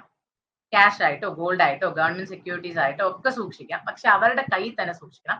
ആ എമൗണ്ട് അവർക്ക് എന്ത് ചെയ്യാൻ പറ്റില്ല? ലോൺ ആയിട്ട് കൊടുക്കാൻ പറ്റില്ല. അതായത് SBIന്റെ ടോട്ടൽ ഡെപ്പോസിറ്റ്സിന്റെ, അതായത് എല്ലാ ഡെപ്പോസിറ്റും കൂടെ ഉള്ളതിന്റെ ടോട്ടൽ ഡെപ്പോസിറ്റിന്റെ 18% അവർ അവരുടെ കയ്യിൽ തന്നെ സൂക്ഷിക്കണം. അപ്പൊ ആ 18% അവർക്ക് എന്ത് ചെയ്യാൻ പറ്റില്ല? ലോൺ ആയിട്ട് കൊടുക്കാൻ പറ്റില്ല. ബാക്കിയുള്ള എമൗണ്ട് മാത്രമേ അവർക്ക് ലോൺ ആയിട്ട് കൊടുക്കാൻ പറ്റൂ. ഓക്കെ, അപ്പൊ CRR എന്ന് പറയുന്നത് റിസർവ് ബാങ്കിൽ വെക്കുന്നതും SLR എന്ന് പറയുന്നത് ബാങ്ക് സ്വന്തമായി കീപ്പ് ചെയ്യുന്നതുമാണ്. CRRൽ ക്യാഷിന്റെ ഫോമിലാണ് റിസർവ് ബാങ്കിൽ വെക്കുന്നത്. SLR എന്ന് പറയുന്നത് നമുക്ക് എന്ത് ഫോമിലും വെക്കാം. അതായത് ബാങ്ക് സ്വന്തം കയ്യിൽ വെക്കേണ്ട മണിയാണ്. അത് ക്യാഷ് ആയിട്ടോ ഗോൾഡ് ആയിട്ടോ സെക്യൂരിറ്റീസ് ആയിട്ടോ വെക്കാം, അത് പ്രശ്നമില്ല. ഓക്കെ, പിന്നെ പ്രസന്റ് റേറ്റ് എന്ന് പറയുന്നത് 18% ആണ്. SLRന്റെ മാക്സിമം എന്ന് പറയുന്നത് 40% ആണ്. അത്രയും വരെ പോകാം. പക്ഷെ ഇപ്പൊ 18% ഉള്ളൂ. Inflation same case. ഇൻഫ്ലേഷൻ കുറയ്ക്കാൻ വേണ്ടി നമ്മൾ എന്ത് ചെയ്യണം? ഇതിപ്പോ ഞാൻ എങ്ങനെ പറഞ്ഞുതരാം, അതായത് നിങ്ങൾക്ക് പെട്ടെന്ന് മനസ്സിലാക്കാൻ വേണ്ടി. ഇൻഫ്ലേഷൻ കുറയ്ക്കാൻ വേണ്ടിയിട്ട് ബാങ്ക് റേറ്റ്സ്, അതായത് ഈ CRR, SLR, repo rate, bank rate ഇതെല്ലാം കൂട്ടി കൊടുക്കണം. ഈ ഇൻട്രസ്റ്റ് റേറ്റ്സ് എല്ലാം കൂട്ടിക്കഴിഞ്ഞാൽ ഓട്ടോമാറ്റിക്കലി ഇൻഫ്ലേഷൻ കുറയും. ഓക്കെ, അത് നിങ്ങൾ അതങ്ങനെ കോറിലേറ്റ് ചെയ്ത് പഠിച്ചാലും മതി. ഇപ്പം കൺസെപ്റ്റിലോട്ട് പോകണ്ടെന്നുള്ളവര് ഇത് കോറിലേറ്റ് ചെയ്ത് പഠിച്ചാൽ മതി. അതായത് ഇൻഫ്ലേഷൻ കുറയ്ക്കണമെങ്കിൽ ഈ ഇൻട്രസ്റ്റ് റേറ്റ്സുകളൊക്കെ കൂട്ടണം. ഏതൊക്കെ interest rates? CRR, SLR, repo rate, bank rate, ഈ 4 കൂട്ടി കൊടുക്കണം. ഓക്കെ, ഇപ്പൊ SLR എങ്ങനെ ഇൻഫ്ലേഷൻ കുറയ്ക്കും എന്നുള്ള കേസ് ഞാൻ പറഞ്ഞുതരാം. ആദ്യം ഇപ്പൊ 18% അല്ലേ വെക്കേണ്ടേ? 18% അവരുടെ കയ്യിൽ വെച്ചു. അപ്പം നമുക്ക് നേരത്തെ കേസ് തന്നെ എടുക്കാം. സ്റ്റേറ്റ് ബാങ്ക് അവരുടെ ഡെപ്പോസിറ്റ്സിന്റെ 18% അവരുടെ കയ്യിൽ വെച്ചു. 1000 18%, I don't know the correct maths. So let's make an weird assumptions മാത്രം വെക്കാം. മാത്തമാറ്റിക്കലി റൈറ്റ് ആവണമെന്നില്ല, അസംഷൻസ് ആണ്. 1000 18% വെച്ചു. അവരുടെ കയ്യിൽ ഇപ്പോൾ 900 റുപ്പീസ് ഉണ്ടെന്ന് വെച്ചോ. This is only an assumption, so go for it. 1000ൽ 18% അവരുടെ കയ്യിൽ തന്നെ വെക്കണം. അപ്പൊ 18%, സപ്പോസ് ഇറ്റ് ഇസ് 100 റുപ്പീസ് ആണ് 18% എന്ന് വെക്കുക. 100 rupees അവരുടെ കയ്യിൽ തന്നെ വെക്കുന്നു. അത് ഗോൾഡ് ആയിട്ടോ സെക്യൂരിറ്റി ആയിട്ടോ വെക്കുന്നു. ബാക്കി 900 rupees അവർക്ക് ലോൺ ആയിട്ട് കൊടുക്കും. പക്ഷെ ഇൻഫ്ലേഷൻ ഉള്ള ഒരു സമയത്ത് ഈ RBI പറയും 18% അല്ല നിങ്ങൾ വെക്കേണ്ടത്, നിങ്ങൾ ഒരു 25% വെക്കണം എന്ന് പറയും. 25% നേരത്തെ പോലത്തെ 250 rupees. RBI പറയാണ് 250 rupees നിങ്ങൾ കയ്യിൽ വെക്കണം, ബാക്കിയെ കൊടുക്കാവും. അപ്പൊ അവർക്ക് ബാക്കിയുള്ളത് 750 rupees ആണ്. അപ്പൊ നേരത്തെ 900 ഉണ്ടായിരുന്നത്, ലോൺ കൊടുക്കാൻ ഉണ്ടായിരുന്നത്, ഇപ്പൊ എത്രയേ ഉള്ളൂ? 750 rupees ഉള്ളൂ. അപ്പൊ ആ ഡിഫറൻസ് മനസ്സിലായോ? ഇപ്പൊ 900 rupees ഉണ്ടായിരുന്നു, ഇപ്പൊ 750 ഉള്ളൂ. 750 ഉണ്ടാകുമ്പോൾ അവരുടെ എമൗണ്ട് കുറഞ്ഞു, ലോൺ കൊടുക്കാനുള്ള എമൗണ്ട് കുറഞ്ഞു. അപ്പൊ അവരെന്ത് ചെയ്യും? ഇൻട്രസ്റ്റ് റേറ്റ്സ് കൂട്ടും. SBI ഓട്ടോമാറ്റിക്കലി ഇൻട്രസ്റ്റ് റേറ്റ് കൂട്ടുന്നു. ഇൻട്രസ്റ്റ് റേറ്റ് കൂടി വരുമ്പോഴത്തേക്ക് ആൾക്കാർ ലോൺ എടുക്കാതാവും. ആൾക്കാർ ലോൺ എടുക്കാതായി കഴിഞ്ഞാൽ ഓട്ടോമാറ്റിക്കലി ഇൻവെസ്റ്റ്മെന്റ് ആക്ടിവിറ്റീസ് ഒക്കെ കുറയും. ഇൻവെസ്റ്റ്മെന്റ് ആക്ടിവിറ്റീസ് ഒക്കെ കുറഞ്ഞു കഴിയുമ്പോഴത്തേക്ക് എക്കണോമിക് ഗ്രോത്ത് കുറയും. കുറഞ്ഞു കഴിയുമ്പോൾ ഇൻഫ്ലേഷൻ ഓട്ടോമാറ്റിക്കലി സ്ലോ ഡൗൺ ചെയ്യും. ഓക്കെ, ഐ തിങ്ക് ആ പോർഷൻ നിങ്ങൾക്ക് മനസ്സിലായിട്ടുണ്ടെന്ന് തോന്നുന്നു. അപ്പൊ RBI പറയുന്നത് എല്ലാ ഷെഡ്യൂൾ ബാങ്ക്സും ഇങ്ങനെ SLR-ഉം CRR-ഉം ഒക്കെ കീപ്പ് അപ്പ് ചെയ്യണം. അങ്ങനെ ചെയ്യുന്നില്ല എങ്കിൽ അവർ പെനാൽറ്റി അടിക്കേണ്ടി വരും. ഒരു ടേം ലിക്വിഡിറ്റി എന്ന് പറഞ്ഞാൽ എന്താ? ലിക്വിഡിറ്റി എന്ന് പറഞ്ഞാൽ പെട്ടെന്ന് ക്യാഷ് ആക്കാൻ പറ്റുന്ന സാധനം, പെട്ടെന്ന് വിറ്റെടുക്കാൻ പറ്റുന്ന സാധനത്തിനാണ് ലിക്വിഡിറ്റി എന്ന് പറഞ്ഞത്. ക്യാഷ് നമുക്ക് പെട്ടെന്ന് ഒരു സാധനം കൊടുത്ത് ക്യാഷ് കൊടുത്ത് പെട്ടെന്ന് ആ സാധനം വാങ്ങിക്കാം. ഓക്കെ, പക്ഷെ പ്രോപ്പർട്ടി എന്ന് പറയുന്നത് ഒരു ലിക്വിഡ് അസറ്റ് ആണ്.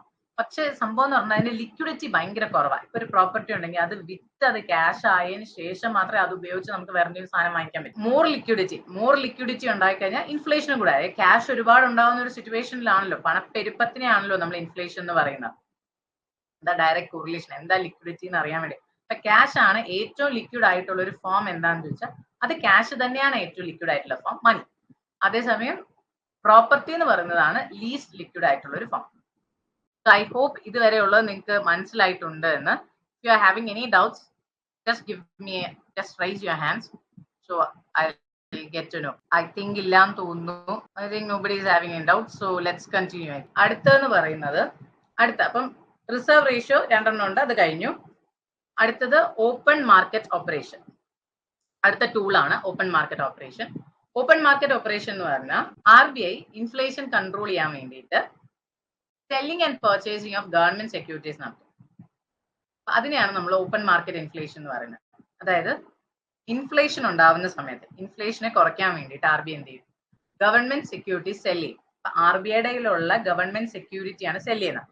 അപ്പൊ പുറത്തുനിന്ന് ആൾക്കാർ അത് വാങ്ങിക്കുകയാണ് ചെയ്യുന്നത്. വാങ്ങിക്കുമ്പോൾ എന്ത് വെച്ചും ക്യാഷ് ആരുടെ കയ്യിലെത്തും? RBIയുടെ കയ്യിൽ ക്യാഷ് എത്തും. അപ്പം മാർക്കറ്റിലുള്ള ക്യാഷിനെ RBI അവിടെ നിന്ന് വലിച്ചെടുക്കുക ചെയ്യുന്നത്. അപ്പൊ മാർക്കറ്റിലെ ക്യാഷ് കുറയും. മാർക്കറ്റ് എന്ന് ഞാൻ ഉദ്ദേശിച്ചത് എക്കോണമിയിലെ ക്യാഷ് അല്ലെങ്കിൽ സൊസൈറ്റിയിലെ ക്യാഷ് കുറയും. സൊസൈറ്റിയിലെ ക്യാഷ് കുറയുമ്പോൾ ഓട്ടോമാറ്റിക്കലി ഇൻഫ്ലേഷനും കുറയും. മനസ്സിലായോ? അതായത് നമ്മൾ ഇൻഫ്ലേഷൻ കൺട്രോൾ ചെയ്യും. ഇൻഫ്ലേഷൻ കൂടി നിൽക്കുന്ന ഒരു സമയത്ത് RBI ഗവൺമെന്റ് സെക്യൂരിറ്റീസ് സെല് ചെയ്യുന്ന സമയത്ത് ആൾക്കാർ അത് വാങ്ങിക്കുമല്ലോ. ആൾക്കാർ വാങ്ങിക്കുമ്പോൾ ക്യാഷ് എവിടെ നിന്ന് വരും? ആൾക്കാരുടെ കയ്യിൽ നിന്ന് RBIയിലോട്ട് വരും. അപ്പോൾ സൊസൈറ്റിയിൽ നിന്ന് RBIയിലോട്ട് ക്യാഷ് വന്നു. അപ്പൊ സൊസൈറ്റിയിൽ ക്യാഷ് കുറഞ്ഞു. സൊസൈറ്റിയിൽ ക്യാഷ് കുറയുമ്പോൾ എന്ത് വെച്ചും ഇൻഫ്ലേഷൻ ഓട്ടോമാറ്റിക്കലി കുറയും. ഇതുള്ള തിരിച്ചുള്ള കേസ് എന്താണ്? ഡീഫ്ലേഷന്റെ കേസ്. അതായത് RBIയിൽ ഭയങ്കരമായിട്ട് ഡീഫ്ലേഷൻ നടക്കുന്ന നമ്മുടെ എക്കോണമിയിൽ ഭയങ്കരമായി ഡീഫ്ലേഷൻ നടക്കുന്ന സമയത്ത് RBI എന്ത് ചെയ്യും? ഗവൺമെന്റ് സെക്യൂരിറ്റീസ് പർച്ചേസ് ചെയ്യുമ്പോൾ മണി എങ്ങോട്ട് പോകും? മണി നേരെ സിസ്റ്റത്തിലോട്ട് പോകും. അതായത് നമ്മുടെ സൊസൈറ്റിയിലോട്ട് മണി പോകും. RBI സെക്യൂരിറ്റീസ് പർച്ചേസ് ചെയ്യുമ്പോൾ RBIയുടെ കയ്യിൽ നിന്ന് മണി സൊസൈറ്റിയിലോട്ട് പോകും. സൊസൈറ്റിയിലോട്ട് മണി പോകുമ്പോഴത്തേക്കും ആൾക്കാരുടെ കയ്യിൽ പൈസ എത്തി തുടങ്ങുമ്പോൾ ഓട്ടോമാറ്റിക്കലി ഡീഫ്ലേഷൻ കൺട്രോൾഡ് ആവും. ഇൻഫ്ലേഷന്റെ ഓപ്പോസിറ്റ് ടേം ആണ് ഡീഫ്ലേഷൻ. ഓപ്പറേഷൻ ട്വിസ്റ്റ് എന്ന് പറയുന്നത് RBIയുടെ ഓപ്പൺ മാർക്കറ്റ് ഓപ്പറേഷന്റെ ഒരു എക്സാമ്പിൾ ആണ്. ഓപ്പറേഷൻ ട്വിസ്റ്റ് എന്ന് പറഞ്ഞാൽ വേറൊന്നുമില്ല, RBI സൈമൾട്ടേനിയസ് ആയിട്ട് ഗവൺമെന്റ് സെക്യൂരിറ്റീസിനെ വിൽക്കുകയും വാങ്ങുകയും ചെയ്യും. അതിനെയാണ് ഓപ്പൺ ട്വിസ്റ്റ് എന്ന് പറയുന്നത്. അത് RBIന്റെ ഒരു പുതിയ ഒരു എന്താ പറയുക ഇൻഫ്ലേഷൻ കൺട്രോൾ ഓപ്പറേഷൻ ആണ്. അത് RBI എന്താ ചെയ്യുന്നതെന്ന് വെച്ചാൽ ഇത് ഇത്രയും ഡീറ്റെയിൽഡ് ആയിട്ട് നിങ്ങൾക്ക് പറയണം എന്നില്ല, പക്ഷെ എങ്കിലും അറിഞ്ഞിരിക്കാൻ വേണ്ടി ഞാൻ പറയാണ്. ഓപ്പറേഷൻ ട്വിസ്റ്റ് എന്ന് പറഞ്ഞാൽ RBI ഷോർട്ട് ടേം ആയിട്ടുള്ള സാധനങ്ങളെ വിൽക്കുകയും ഷോർട്ട് ടേം ആയിട്ടുള്ളവരെ വാങ്ങിക്കുകയും ലോങ് ടേമിലുള്ളതിനെ വിൽക്കുകയും സൈമൾട്ടേനിയസ് ആയിട്ട് ഷോർട്ട് ടേം വാങ്ങിക്കുകയും ലോങ് ടേമിനെ വിൽക്കുകയും ചെയ്യും. സൈമൾട്ടേനിയസ്ലി അങ്ങനെ രണ്ടെണ്ണം ചെയ്ത് വരുമ്പോഴത്തേക്കും ഓട്ടോമാറ്റിക്കലി ഇൻഫ്ലേഷൻ കൺട്രോൾഡ് ആവുമെന്നാണ് RBI പറയുന്നത്. അപ്പൊ അത് ഓപ്പൺ മാർക്കറ്റ് ഓപ്പറേഷന്റെ ഒരു എക്സാമ്പിൾ ആയിട്ട് നമുക്ക് ഇവിടെ പറയാം. പിന്നെ മാർക്കറ്റ് സ്റ്റെബിലൈസേഷൻ സ്കീം എന്ന് പറയുന്നത് അതായത് ഇപ്പോ RBI അവരുടെ ഗവൺമെന്റ് സെക്യൂരിറ്റീസ് എന്തൊക്കെ സെക്യൂരിറ്റീസ് ആണ് സെല് ചെയ്യാൻ വെച്ചാൽ ഗവൺമെന്റ് സെക്യൂരിറ്റീസ് സെല് ചെയ്യുന്നുണ്ട്, ട്രഷറി ബിൽസ് സെല് ചെയ്യുന്നുണ്ട്, ക്യാഷ് മാനേജ്മെന്റ് ബിൽസ്, അങ്ങനെ സാധനങ്ങളൊക്കെ സെല് ചെയ്ത് കഴിയുമ്പോൾ എന്ത് വെച്ചാൽ ഞാൻ നേരത്തെ പറഞ്ഞ പോലെ എക്സസ് ആയിട്ടുള്ള എമൗണ്ടിനെ RBI വലിച്ചെടുക്കും. അപ്പോൾ ഓട്ടോമാറ്റിക്കലി സൊസൈറ്റിയിലെ മണി കുറയും, മണീന്റെ എമൗണ്ട് കുറയും, ഓട്ടോമാറ്റിക്കലി ഇൻഫ്ലേഷൻ കൺട്രോൾ ആവും. ഐ തിങ്ക് അത് ക്ലിയർ ആണെന്ന് വിശ്വസിക്കുന്നു. Let's move to the next. അടുത്തത് ലിക്വിഡിറ്റി അഡ്ജസ്റ്റ്മെന്റ് ഫെസിലിറ്റി ആണ്. ലിക്വിഡിറ്റി അഡ്ജസ്റ്റ്മെന്റ് ഫെസിലിറ്റി എന്ന് പറയുന്നത് രണ്ട് ടൈപ്പ് ഉണ്ട്. റീപ്പോ റേറ്റും റിവേഴ്സ് റീപ്പോ റേറ്റും വെച്ചിട്ടാണ് ലിക്വിഡിറ്റി അഡ്ജസ്റ്റ്മെന്റ് നടത്തുന്നത്. എന്താണ് ലിക്വിഡിറ്റി എന്ന് നേരത്തെ പറഞ്ഞു, ക്യാഷ് അഡ്ജസ്റ്റ്മെന്റ്സ് അല്ലെങ്കിൽ നമ്മുടെ ഈസിലി ലിക്വിഡ് ആയിട്ടുള്ള ഫണ്ട്സിനെ അഡ്ജസ്റ്റ് ചെയ്യുന്നത് റീപ്പോ റേറ്റും റിവേഴ്സ് റീപ്പോ റേറ്റും വെച്ചിട്ടാണ്. എന്താണ് റീപ്പോ റേറ്റ്? റീപ്പോ റേറ്റിന് നമുക്ക് റീപർച്ചേസ് എഗ്രിമെന്റ് അല്ലെങ്കിൽ റീപർച്ചേസ് ഓപ്ഷൻ എന്ന് പറയും. ഇത്ര ഓർത്താൽ മതി. ഒരു ബാങ്ക് RBIയുടെ കയ്യിൽ നിന്ന് കടം മേടിക്കും. ഒരു എന്താ ഷോർട്ട് ടേമിനാണ് കടം മേടിക്കുന്നത്. എന്നിട്ട് അവരെന്ത് ചെയ്യും? ഈ കടം മേടിക്കുമ്പോൾ അവരൊരു കൊലാട്രൽ ആയിട്ട് എന്ത് വരും, RBIയുടെ കയ്യിൽ കുറച്ച് അതായത് അവരുടെ കയ്യിലുള്ള കുറച്ച് സെക്യൂരിറ്റീസ്, ഗവൺമെന്റ് സെക്യൂരിറ്റീസ് RBIയിൽ ഏൽപ്പിച്ചിട്ട് അതിന് പകരമായി കുറച്ച് എമൗണ്ട് RBIയുടെ കയ്യിൽ നിന്ന് കടം മേടിക്കും. എന്നിട്ട് അവർ പറയും, ഞാൻ ഇത്ര അല്ലെങ്കിൽ ഇത്ര ദിവസത്തിനുള്ളിൽ അല്ലെങ്കിൽ ഇത്ര സമയത്തിനുള്ളിൽ ഞങ്ങൾ ഈ തുകയും അതിന്റെ ഇൻട്രസ്റ്റും കൂടെ ചേർത്ത് അടച്ച് ഈ സെക്യൂരിറ്റീസ് റീപർച്ചേസ് ചെയ്തോളാം എന്ന് പറയും. അപ്പൊ അങ്ങനെയുള്ള ഒരു സിറ്റുവേഷനിൽ RBI ആർക്കാ ലോൺ കൊടുക്കുന്നത്? RBI ബാങ്കിനാണ് ലോൺ കൊടുക്കുക. അപ്പൊ RBI ബാങ്കിന് ലോൺ കൊടുക്കുമ്പോൾ അവർ ചെയ്യുന്ന ഇൻട്രസ്റ്റ്, അതിനെയാണ് റീപ്പോ റേറ്റ് എന്ന് പറയുന്നത്. Interest rate at which RBI lens short term, അത് ഓർക്കണം, ഷോർട്ട് ടേം ലോൺസ് ആണ് കൊടുക്കുന്നത് എഗെയിൻസ്റ്റ് എന്താ, ഗവൺമെന്റ് സെക്യൂരിറ്റീസ് കൊളാട്രൽ ആയിട്ട്. അപ്പൊ എവിടെ നിന്നാ മണി പോകുന്നത്? മണി RBI ആർക്ക് കൊടുക്കും? ബാങ്കിന് കൊടുക്കും. എന്ത് ഷോർട്ട് ടേമിനാണ് കൊടുക്കുന്നത്? എന്തിന് എഗെയിൻസ്റ്റ് ആയിട്ട്? ഒരു ഗവൺമെന്റ് സെക്യൂരിറ്റി കൊളാട്രൽ ആയിട്ട് വെച്ചിട്ടാണ് കൊടുക്കുന്നത്. അപ്പൊ അങ്ങനെ ആ ഒരു സമയത്തുള്ള ഇൻട്രസ്റ്റ് റേറ്റിനെയാണ് റീപ്പോ റേറ്റ് എന്ന് പറയുന്നത്. അപ്പൊ അവരെന്ത് ചെയ്യണം? ഒരു ഇത്ര ദിവസത്തിനുള്ളിൽ അല്ലെങ്കിൽ ഈ റീപ്പോ റേറ്റ് എന്ന് പറയുന്നതിന്റെ പ്രത്യേകത എന്ന് പറഞ്ഞാൽ ചിലപ്പോ ഒരു 14 ഡേയ്സിനായിരിക്കും, അല്ലെങ്കിൽ ഫോർട്ട് നൈറ്റ്സിന് വേണ്ടിയിട്ടായിരിക്കും, അല്ലെങ്കിൽ ഒരു 1 മന്ത്, അങ്ങനെ ഒരു ഷോർട്ട് പീരീഡ് ഓഫ് ടൈമിന് വേണ്ടിയിട്ടായിരിക്കും റീപ്പോ റേറ്റിൽ RBI കടം കൊടുക്കുക അല്ലെങ്കിൽ RBI ലോൺ കൊടുക്കുന്നത്. ഓക്കെ, ഒരു അത്ര ദിവസം കഴിയുമ്പോൾ അവർ ആ സാധനം തിരിച്ചു മേടിച്ചോളാം. അതായത് അവരുടെ ഗവൺമെന്റ് സെക്യൂരിറ്റി ഈ പൈസയും അവർ വാങ്ങിയ എമൗണ്ടും അതിന്റെ ഇൻട്രസ്റ്റും ചേർത്ത് അടച്ച് തിരിച്ചെടുത്തോളാം. അപ്പൊ റീപ്പോ റേറ്റിനകത്ത് ബാങ്ക് റീപ്പോ റേറ്റിന് വെക്കുമ്പോഴത്തേക്ക് അവർ ഗവൺമെന്റ് സെക്യൂരിറ്റീസ് കൊടുക്കണമല്ലോ. അപ്പം SLR ഇരിക്കുന്ന നമ്മുടെ നേരത്തെ പറഞ്ഞ സ്റ്റാറ്റ്യൂട്ടറി ലിക്വിഡിറ്റി റേഷ്യോ അതിലിരിക്കുന്ന ഗവൺമെന്റ് സെക്യൂരിറ്റീസ് കൊടുക്കാൻ പാടില്ല. അതായത് ബാങ്കിന്റെ കയ്യിൽ വെച്ചേക്കേണ്ട കുറച്ച് എമൗണ്ട് ഇല്ലേ, ആ എമൗണ്ടിനകത്ത് എന്ത് ഫോമിൽ വേണമെങ്കിലും ആവല്ലോ, ഗോൾഡ് ആയിട്ടോ ക്യാഷ് ആയിട്ടോ ഗവൺമെന്റ് സെക്യൂരിറ്റി ആയിട്ടോ ഒക്കെ 18% എന്ത് ഫോമിൽ വേണമെങ്കിലും വെച്ചിരിക്കാം. അതിൽ ഇൻക്ലൂഡ് ചെയ്തിരിക്കുന്ന ഗവൺമെന്റ് സെക്യൂരിറ്റീസ് കൊടുക്കാൻ പാടില്ല. അതിലില്ലാത്ത ഗവൺമെന്റ് സെക്യൂരിറ്റീസ് മാത്രമേ RBIയിലോട്ട് കൊടുക്കാൻ പാടുള്ളൂ. റീപ്പോ റേറ്റിന് നമുക്ക് പോളിസി റേറ്റ് എന്ന് പറയാം. ഇത് എന്തിനാ ചെയ്യുന്നതെന്ന് വെച്ചാൽ ഇൻഫ്ലേഷൻ കൺട്രോളിന് വേണ്ടിയിട്ടാണ്. കറന്റ് റീപ്പോ റേറ്റ് എന്ന് പറഞ്ഞാൽ 6.5% ആണ്. അപ്പൊ കറന്റ് റീപ്പോ റേറ്റ് 6.5% ആണ്. റീപ്പോ റേറ്റ് ആർക്ക് കൊടുക്കുന്നതാണ്? RBI മണി ലെൻഡ് ചെയ്യും, ആർക്ക്? ബാങ്കിന് കൊടുക്കും. ആ ഇൻട്രസ്റ്റ് റേറ്റിനെയാണ് റീപ്പോ റേറ്റ് എന്ന് പറയുന്നത്. 6.5 ആണ് ഇപ്പോഴത്തത്. ഷോർട്ട് ടേമിനാണ് കൊടുക്കുന്നത്. എഗെയിൻസ്റ്റ് എന്തിനാക്കും? അതായത് അതിന് പകരമായിട്ട് ഗവൺമെന്റ് സെക്യൂരിറ്റീസ് വെച്ചിട്ടുണ്ടാവും. ആ സെക്യൂരിറ്റീസ് അവർ റീപർച്ചേസ് ചെയ്യും. ആ ഒരു ഷോർട്ട് പീരീഡിനുള്ളിൽ തിരിച്ച് റീപർച്ചേസ് ചെയ്യണം ബാങ്ക്. അതുപോലെ തന്നെ ഇത്രയാണ് അതിന്റെ അകത്ത് വരുന്ന കാര്യങ്ങൾ. ഐ തിങ്ക് നിങ്ങൾക്ക് ഇത് മനസ്സിലായിട്ടുണ്ട്. ഇല്ല എങ്കിൽ ജസ്റ്റ് റേസ് യുവർ ഹാൻഡ്. ഇത് പറഞ്ഞാലേ അടുത്ത പോർഷൻ എടുക്കാൻ പറ്റും. അടുത്തത് വന്നിട്ട് ലോങ് ടേം റീപ്പോ ഓപ്പറേഷൻസ് ആണ്. അതായത് സാധാരണയായി റീപ്പോ റേറ്റ് വളരെ ഷോർട്ട് ടേമിനാണ് കൊടുക്കുന്നത്. ചിലപ്പോൾ ഒരു ഫോർട്ട് നൈറ്റിനോ അല്ലെങ്കിൽ ഒരു 14 ഡേയ്സിനോ അല്ലെങ്കിൽ 30 ഡേയ്സിനോ ഒക്കെ ആയിരിക്കും. പക്ഷെ നമ്മുടെ ആത്മനിർഭർ പ്രോഗ്രാം റീസെന്റ് നമ്മളൊരു ലോങ് ടേം റീപ്പോ ഓപ്പറേഷൻസ് വന്നു 2022 അങ്ങനെ ഒരു പുതിയൊരു റീപ്പോ ഓപ്പറേഷൻസ് കൊണ്ടുവന്നു. അതായത് RBIക്ക് ലോങ് ടേം, അതായത് ഒരു വർഷം അല്ലെങ്കിൽ 3 വർഷത്തെ അങ്ങനെ ആ ഒരു പീരീഡിലേക്ക് റീപ്പോ റേറ്റിൽ തന്നെ RBIക്ക് ആർക്ക് കൊടുക്കാം? RBI നമ്മുടെ ബാങ്ക്സിന് ലോൺ കൊടുക്കും. RBI ബാങ്കിന് ലോൺ കൊടുക്കും. സാധാരണ റീപ്പോ റേറ്റ് ആണെങ്കിൽ അത് ഒരു 14 ഡേയ്സിനോ അല്ലെങ്കിൽ വളരെ ഷോർട്ട് പീരീഡിനായിരിക്കും. 1 വർഷത്തേക്കോ 3 വർഷത്തേക്കോ ഒക്കെ റീപ്പോ റേറ്റിൽ കൊടുക്കുവാണെങ്കിൽ അതിനെയാണ് ലോങ് ടേം റീപ്പോ റേറ്റ് എന്ന് പറയുന്നത്. RBI will loan up to 1 lakh crores in various rounds. അതായത് eCuber പ്ലാറ്റ്ഫോം എന്ന് പറഞ്ഞാൽ RBIന്റെ പ്ലാറ്റ്ഫോമാണ്, ഓൺലൈൻ പ്ലാറ്റ്ഫോമാണ് eCuber. ആ പ്ലാറ്റ്ഫോം വഴിയാണ് RBI ലോൺ കൊടുക്കുന്നത്.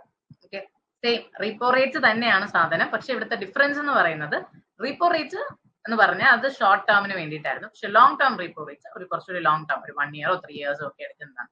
സെയിം സാധനം, വേറെ ഒന്നുമില്ല.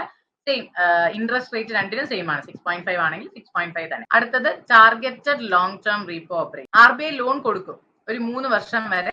പക്ഷേ ഈ കൊടുക്കുന്നതിന്റെ ഒരു പെർട്ടിക്കുലർ പെർസെന്റേജ് അവര് നമ്മുടെ ഹൗസിംഗ് ഫിനാൻസ് കോർപ്പറേഷൻസിൽ എന്ത് ചെയ്യണം, അപ്ലൈ ചെയ്യണം. അതേപോലെ തന്നെ നമ്മുടെ special long term repo operations ഉണ്ട്. അതായത് അതിലെന്ന് പറഞ്ഞാൽ സ്മോൾ ഫിനാൻസ് ബാങ്കേഴ്സിനായിരിക്കും കൊടുക്കുന്നത്. അതായത് മൈക്രോ ഇൻഡസ്ട്രീസ്, സ്മോൾ ഇൻഡസ്ട്രീസിനും അൺഓർഗനൈസ്ഡ് സെക്ടേഴ്സിനും ഒക്കെ ഡെവലപ്മെന്റിന് വേണ്ടി ഹെൽപ്പ് ചെയ്യുന്ന അങ്ങനെയുള്ളവർക്ക് ലോൺ കൊടുക്കാൻ വേണ്ടി കൊടുക്കുന്നതാണ് special long term repo operations. ഇതെല്ലാം റീപ്പോ റേറ്റിൽ തന്നെയാണ് കൊടുക്കുന്നത്. അതായത് ഇതിന്റെ എല്ലാ ഇൻട്രസ്റ്റ് റേറ്റ് എത്രയാ? 6.5% തന്നെയാണ്. ഐ തിങ്ക് ഇത് ക്ലിയർ ആണെന്ന് ഞാൻ വിശ്വസിക്കുന്നു. റീപ്പോ റേറ്റ് എന്താന്ന് I think it's clear. Repo rate തന്നെയാണ്, പക്ഷെ ഒരു ലോങ്ങർ ടേമിന് കൊടുക്കുമ്പോൾ അതിനെ ലോങ് ടേം റീപ്പോ റേറ്റ്സ് എന്ന് പറയും. 1 to 3 years. അതേ ആ 3 yearsൽ തന്നെ കൊടുക്കുകയാണ് ചെയ്താലേ കിട്ടുള്ളൂ എന്ന് പറഞ്ഞൊരു ടാർഗറ്റ് വെച്ച് കൊടുക്കുകയാണെങ്കിൽ അതിനെ ടാർഗറ്റഡ് ലോങ് ടേം. അതേസമയം ഒരു നമ്മുടെ മൈക്രോ ഇൻഡസ്ട്രീസിനും അൺഓർഗനൈസ്ഡ് സെക്ടേഴ്സിനും ഒക്കെ ലോൺ കൊടുക്കുന്നതിന് വേണ്ടിയിട്ട് നമ്മൾ റിപ്പോ റേറ്റ് വഴി കൊടുക്കുകയാണെങ്കിൽ അതിനെയാണ് special long term repo operations എന്ന് പറയുന്നത്. I think that's clear. അടുത്തത് റിവേഴ്സ് റിപ്പോ റേറ്റ്. ഈ റിപ്പോ റേറ്റ് നമ്മൾ പറഞ്ഞത് ബാങ്ക് RBI ബാങ്കിന് കൊടുക്കുന്നതിനെയാണ്. RBI ബാങ്കിന് കൊടുക്കുന്ന ലോൺ. ഓക്കെ, ഇതിനെ തിരിച്ചിടുക, അതിനെയാണ് റിവേഴ്സ് റിപ്പോ റേറ്റ് എന്ന് പറയുന്നത്. അതായത് മണി അപ്പം റിപ്പോ റേറ്റിൽ മണി എവിടെ നിന്നാ പോകുന്നത്? മണി ബാങ്കിൽ നിന്ന് RBIയിൽ നിന്ന് ബാങ്കിലോട്ട് പോകും അല്ലെ? മണി RBI ലെൻഡ് ഔട്ട് ചെയ്യാന്ന് പറഞ്ഞാൽ മണി RBIയിൽ നിന്ന് ബാങ്കിലോട്ടാണ് പോകുന്നത്. ഇൻട്രസ്റ്റ് ആർക്ക് കിട്ടും? ഇൻട്രസ്റ്റ് കിട്ടുന്നത് മണി ആരാണോ കൊടുക്കുന്നത് അവർക്കാണല്ലോ ഇൻട്രസ്റ്റ് കിട്ടുന്നത്. അപ്പൊ RBIക്കാണ് ഇൻട്രസ്റ്റ് കിട്ടുന്നത്. അതായത് 6.5% ഇൻട്രസ്റ്റ്, ആ ഇൻട്രസ്റ്റ് എമൗണ്ട് കിട്ടുന്ന RBIക്കാണ്. ഇതേ സാധനം തിരിച്ചിടുക.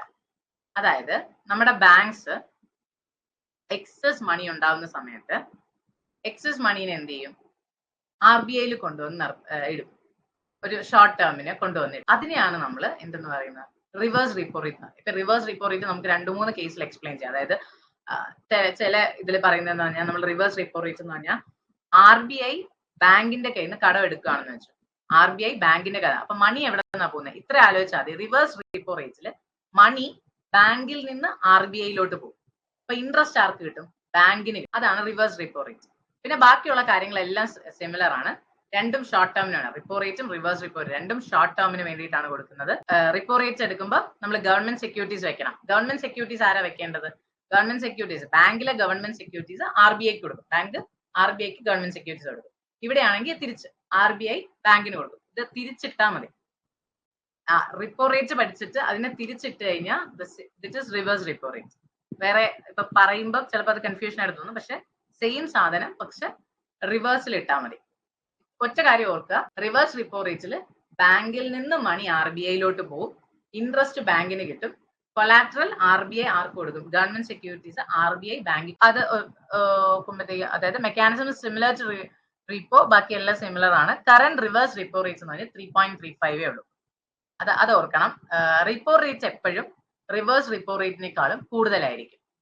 റിപ്പോ റേറ്റ് നമ്മൾ പറഞ്ഞു 6.5% ആണെന്ന്, പക്ഷെ ഇവിടെ റിവേഴ്സ് റിപ്പോ റേറ്റ് നോക്കിയേ 3.35% ഉള്ളൂ. ഐ തിങ്ക് അത് മനസ്സിലായിട്ടുണ്ട് എന്ന് ഞാൻ വിശ്വസിക്കുന്നു. അടുത്തത് ബാങ്ക് റേറ്റ്. ഇപ്പൊ റിവേഴ്സ് റിപ്പോ റേറ്റും മനസ്സിലായേ. ബാങ്ക് റേറ്റ് എന്ന് പറഞ്ഞാൽ നമ്മുടെ റിപ്പോ റേറ്റ് തന്നെ. റിപ്പോ റേറ്റിൽ എന്താ സംഭവിക്കുന്നത്?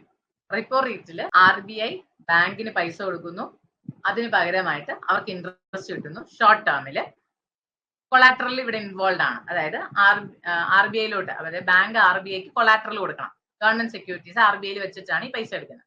പക്ഷെ ബാങ്ക് റേറ്റില് എന്താ സെയിം.